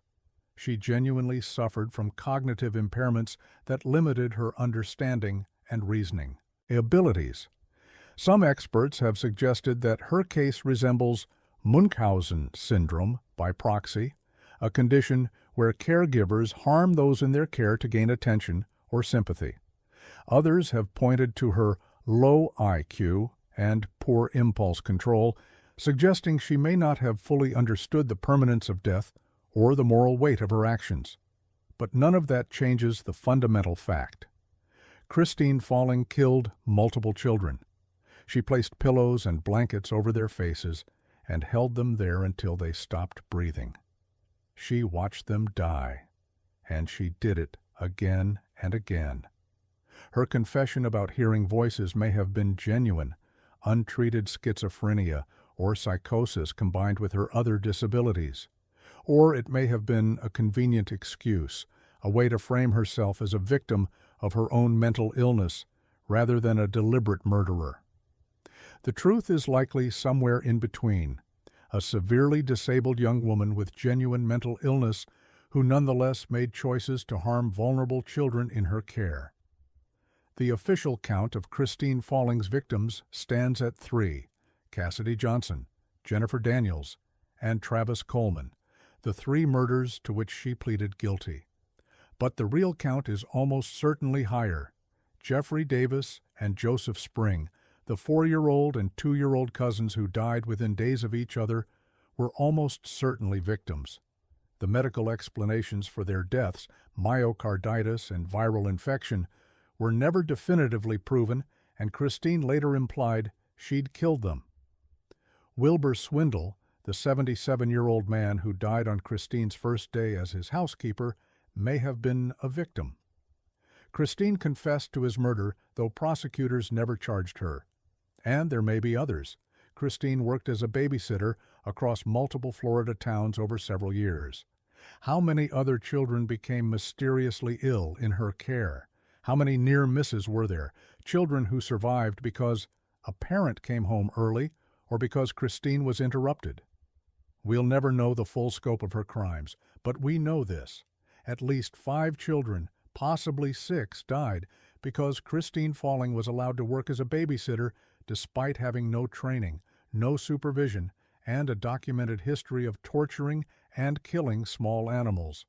Looking back at Christine Falling's case with the benefit of hindsight, the question that haunts is, could this have been prevented? The answer is unequivocally yes, at multiple points along the way. If someone had taken seriously her childhood torture of cats and intervened with mental health treatment, the trajectory of her life might have been different. If the physician's note after Cassidy Johnson's death hadn't been lost, if police had investigated Christine in 1980, 4 more children might have lived. If the deaths of Jeffrey Davis and Joseph Spring, 2 young cousins dying within days of each other while in the same babysitter's care, had triggered an immediate investigation, 3 more children might have been saved. If there had been any system for tracking suspicious child deaths across different jurisdictions, the pattern would have been obvious much sooner. But none of those things happened. Christine Falling slipped through every crack in the system, and children died because of it. Christine Falling became eligible for parole in 2007 after serving 25 years in prison. Her application was denied. In November 2017, she appeared before the Parole Review Board again. By this time, she'd served 35 years behind bars, but no one who supported her attended the hearing. Prosecutors appeared and told the panel that the so-called babysitter from hell deserved no mercy. The parole board agreed. Parole was denied again. In 2024, she appeared before the board once more. Again, parole was denied. Christine Falling, now 61 years old, remains imprisoned at Lowell Correctional Institution in Ocala, Florida. Her next parole hearing will be scheduled in the coming years. Her projected release date, if she serves her maximum sentence and is never paroled, is sometime around 2254, more than 200 years from now, a bureaucratic notation that essentially means life without parole. She will almost certainly die in prison, decades from now, an elderly woman who spent the majority of her life behind bars for crimes she committed as a teenager. Christine Falling holds a dark place in Florida's criminal history. While the state has produced numerous infamous serial killers, Ted Bundy operated there, Aileen Wuornos killed there, Christine Falling stands out as one of the state's most notorious female serial killers. She's also one of the rare examples of a female serial killer who targeted children in her care. Most female serial killers, statistically, murder husbands, romantic partners, or people in medical settings, the angel of death phenomenon. Christine's targeting of children she was paid to care for, her extended killing spree, and her youth at the time of the crimes make her case particularly unusual. The press dubbed her the babysitter from hell and the caretaker killer, nicknames that have stuck for more than 4 decades. Her case has been featured in countless true crime books, documentaries, and television programs. She represents every parent's nightmare, the trusted caregiver who turns out to be a killer. More than 40 years after Christine Falling's arrest, fundamental questions about her case remain unanswered. Did she really hear voices, or was that a fabrication designed to support an insanity defense she never actually pursued? What exactly did she experience during the murders? Was it a dissociative state, as she claimed, or was she fully present and aware of what she was doing? Why did she target some children and not others? What made Cassidy, Jeffrey, Joseph, Jennifer, and Travis victims while other children in her care survived unharmed? Was Wilbur Swindle really a victim, or did he die of natural causes, and Christine later confessed to his murder as part of her attention-seeking behavior? Were there other victims we don't know about, children who died in her care, whose deaths were attributed to natural causes and never reinvestigated? These questions may never be answered. Christine has spent decades in prison, and her statements over the years have been inconsistent. The truth of what she experienced, what she intended, and why she killed may be locked inside her own damaged mind, inaccessible even to her. Christine Falling's case forces us to confront uncomfortable truths about how we protect, or fail to protect, our most vulnerable. In the early 1980s, informal childcare arrangements were common. Background checks for babysitters were unheard of. The idea that you should thoroughly vet someone before leaving your children with them wasn't part of mainstream parenting culture. Parents hired babysitters based on recommendations from neighbors, on affordability, on availability. Christine Falling was developmentally disabled, poor, and willing to work for low wages, factors that made her attractive to families struggling to afford childcare. No one asked about her history with animals. No one questioned why a teenager with significant disabilities and no training was caring for infants. No one connected the dots when children started dying. Today we like to think we'd do better. We run background checks, we ask for references, we're more aware of red flags. But the fundamental dynamic remains. Parents need childcare, and that need sometimes overrides caution. In focusing on Christine Falling, the perpetrator, the babysitter from hell, it's easy to lose sight of the real tragedy, the children who died. Cassidy Muffin Johnson was 2 years old. She should be 47 now, possibly a mother herself, living a full life in Florida. Jeffrey Davis was 4. He'd be 49 now, with decades of experiences, relationships, and achievements behind him. Joseph Spring was 2. He'd be 47, perhaps living near his cousin Jeffrey, both of them middle-aged men looking back on full lives. Jennifer Daniels was 8 months old. She'd be 43 now, Christine's half-sister, who should have grown up and had a relationship with her. Travis Coleman was just 10 weeks old. He'd be 42, having lived an entire adult life that was stolen from him before it could even begin. These were real children with real families who loved them. They weren't just victims of a serial killer, they were babies and toddlers who should have been protected, who deserved to grow up, who had every right to live. Christine Falling took that from them, and no amount of mental illness, developmental disability, or tragic personal history can excuse that. Christine Falling will likely die in prison, an elderly woman whose youth was spent killing children and whose adulthood has been spent paying for those crimes. Is that justice? For the families of her victims, perhaps it is. She took their children's lives. The state took her freedom. But justice doesn't bring back the dead. It doesn't undo the deaths or heal the grief. It simply ensures that the person responsible can never hurt anyone again. Christine Falling was 17 years old when she killed Cassidy Johnson. She was 19 when she was arrested. She's 61 now, having spent more than 40 years behind bars.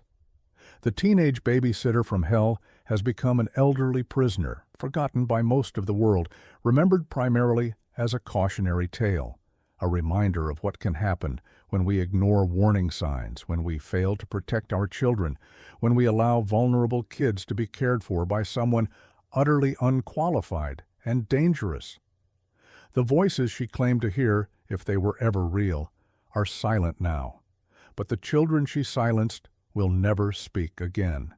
And that, ultimately, is the true horror of Christine Falling's story. Case 10. Lauren Courtney, Las Vegas, March 11, 2021. A city known for bright lights and second chances was about to witness something that would haunt a courtroom full of seasoned professionals. Video footage so disturbing that even hardened prosecutors struggled to watch it without looking away. 5-year-old Ryan Peralto was a happy child, the kind of little boy who lit up rooms with his smile, who trusted easily, who loved life with the pure joy only a kindergartner can muster.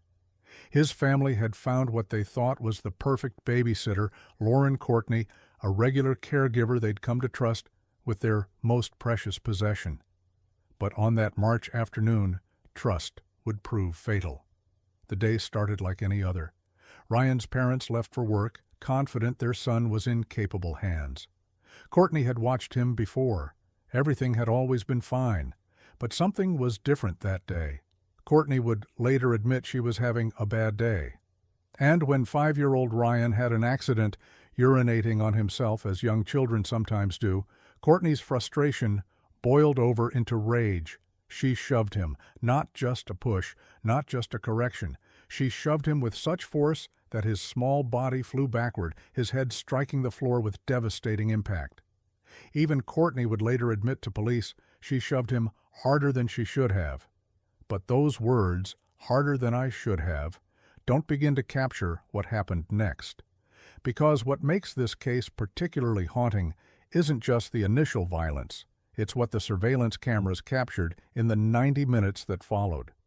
Inside the Peralto home, security cameras were recording, and what they captured would become the prosecution's most damning evidence, a minute-by-minute documentation of a child's final hour of life and a babysitter's complete failure to save him.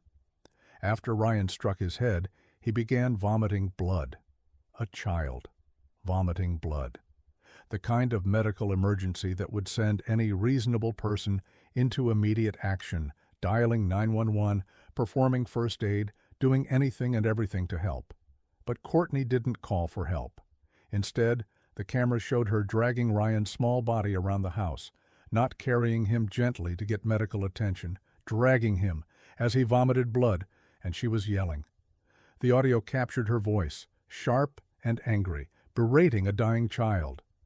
Not about his injuries, not with concern or panic.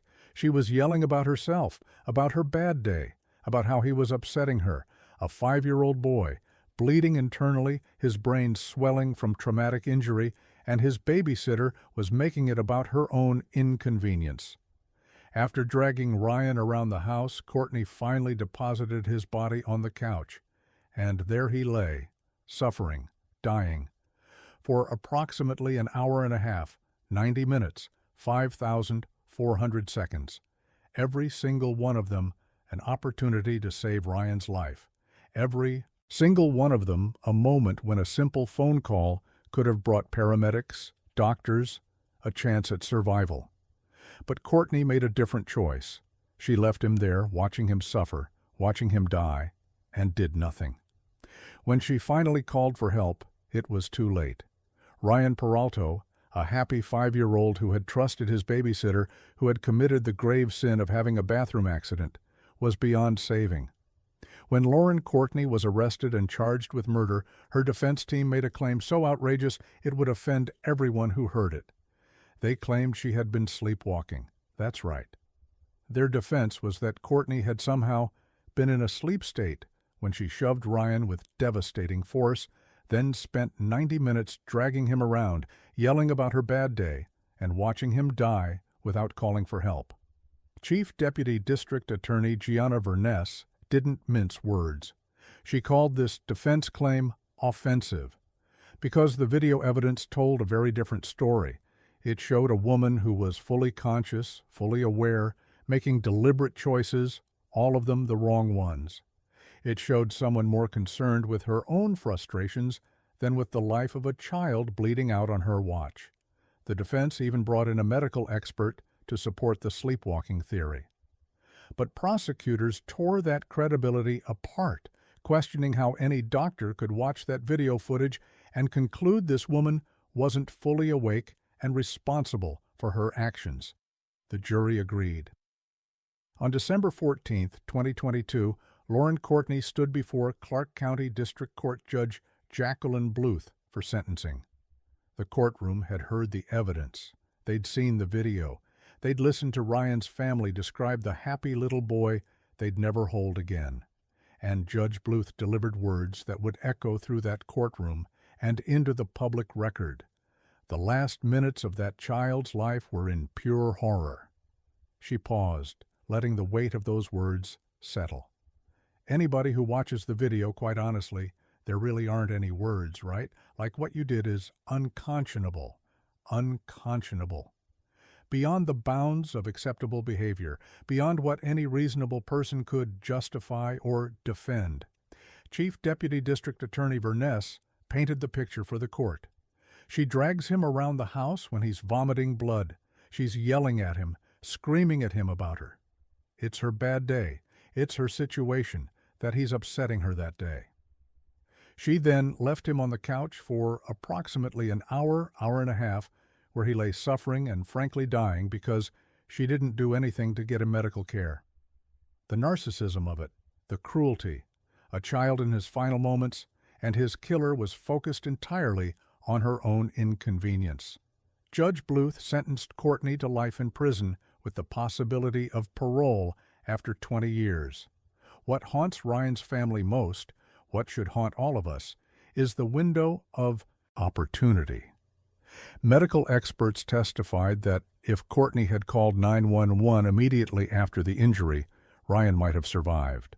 A quick call, an ambulance, emergency surgery. He could have had a chance. But she didn't make that call. For 90 minutes, as Ryan's brain swelled, as his body shut down, as precious time slipped away, Courtney chose her own comfort over his life. She chose to avoid consequences over saving a child. And that choice transformed a tragic accident into a murder. Because that's what this case teaches us. It wasn't just the initial shove that killed Ryan Peralta. It was the calculated decision to let him die rather than face responsibility for what she'd done. Ryan's family spoke at the sentencing, painting a picture of the little boy they'd lost. Not just his death, but everything that came after. The empty chair at the dinner table, the birthday parties that would never happen, the first day of first grade that he'd never attend. The Peraltas had trusted Courtney. They'd invited her into their home, paid her to care for their son, believed she would keep him safe. Instead, she took everything from them. And now they're left with the surveillance footage, the permanent, horrifying record of their son's final hour, images no parent should ever have to see, proof of suffering no child should ever endure. Lauren Courtney is currently serving her life sentence in a Nevada correctional facility. Under the terms of her sentence, she will be eligible for parole in 2041, 20 years from the date of Ryan's death. Whether the parole board will ever find her suitable for release remains to be seen. But one thing is certain, even if she eventually walks free, Ryan Peralta never will. His life ended at 5 years old on a couch in Las Vegas during 90 minutes when everything could have been different. She has asked for forgiveness. At her sentencing, Courtney read from a letter, "I wish that I could do more to just express my sorrow and remorse." But Judge Bluth had seen the video. She'd heard the evidence. And her words at sentencing made clear that some actions transcend forgiveness. What you did is unconscionable. This case stands apart from many others because of the video evidence. In an era where doorbell cameras and home security systems are increasingly common, Courtney's crimes were captured in real time, minute by minute, leaving no room for alternative narratives or sympathetic interpretations. The cameras showed the truth. A woman fully in control of her actions, making conscious choices to prioritize herself over a dying child. It's a stark reminder that in cases of child abuse and neglect, objective evidence can be the difference between justice and another predator walking free. Without that video footage, would Courtney's sleepwalking defense have been more credible? Would the jury have seen through her lies? We'll never know. But what we do know is that the cameras told Ryan's story when he no longer could. At the heart of this case is a question that should trouble anyone who's ever cared for a child. What transforms frustration into fatal violence? Children have accidents. They wet themselves. They make messes. They test patience.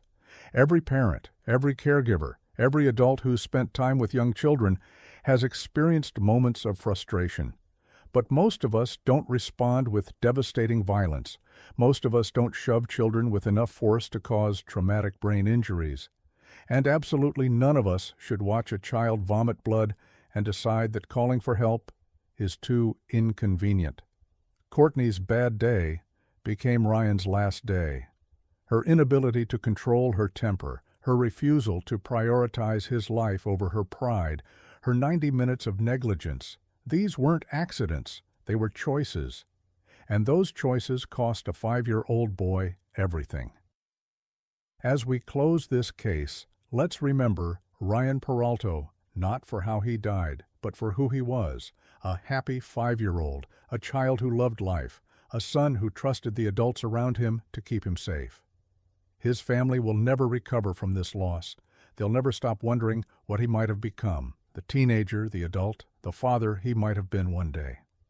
But they can find some small measure of peace knowing that the woman who killed him will spend decades behind bars, that the justice system saw through her lies, and that Ryan's story has been told. The surveillance footage that documented his final hour also ensured his killer couldn't escape accountability. In the end, the video that captured his suffering also captured his justice.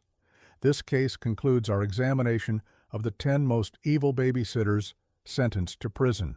From Jocelyn Ortega's knife attack in Manhattan to Lauren Courtney's 90 minutes of negligence in Las Vegas, each case has revealed the devastating consequences of misplaced trust and unchecked violence against children. These stories are difficult to hear, painful to process, and impossible to forget. But they serve a purpose. They remind us to screen carefully, trust wisely, and never ignore warning signs that could save a child's life. Rest in peace, Ryan Peralta. You deserved better. You deserved those 90 minutes. From Manhattan penthouses to small-town Florida mobile homes, these 10 babysitters shattered the sacred covenant between parent and caregiver. They remind us that evil doesn't announce itself. It often arrives with a smile and references. While the names Jocelyn Ortega, Christine Falling, and Gloria Fields will forever represent the darkest possibilities of childcare, the names Lucia, Leo, Annabelle, Benson, Trinity, and Justice represent innocent lives stolen and futures erased. Their legacy must be our commitment to trust our instincts, investigate thoroughly, and never ignore warning signs. Most babysitters are caring, responsible people, but these cases prove that even one wrong choice can end in unimaginable tragedy. The question we must ask isn't whether we can eliminate all risk, but whether we're doing everything possible to protect our most vulnerable. What safeguards do you think parents should take when hiring a babysitter? Share your thoughts in the comments below, and if you found this documentary informative, please hit that subscribe button to support more true crime content. Remember, awareness is the first step toward prevention.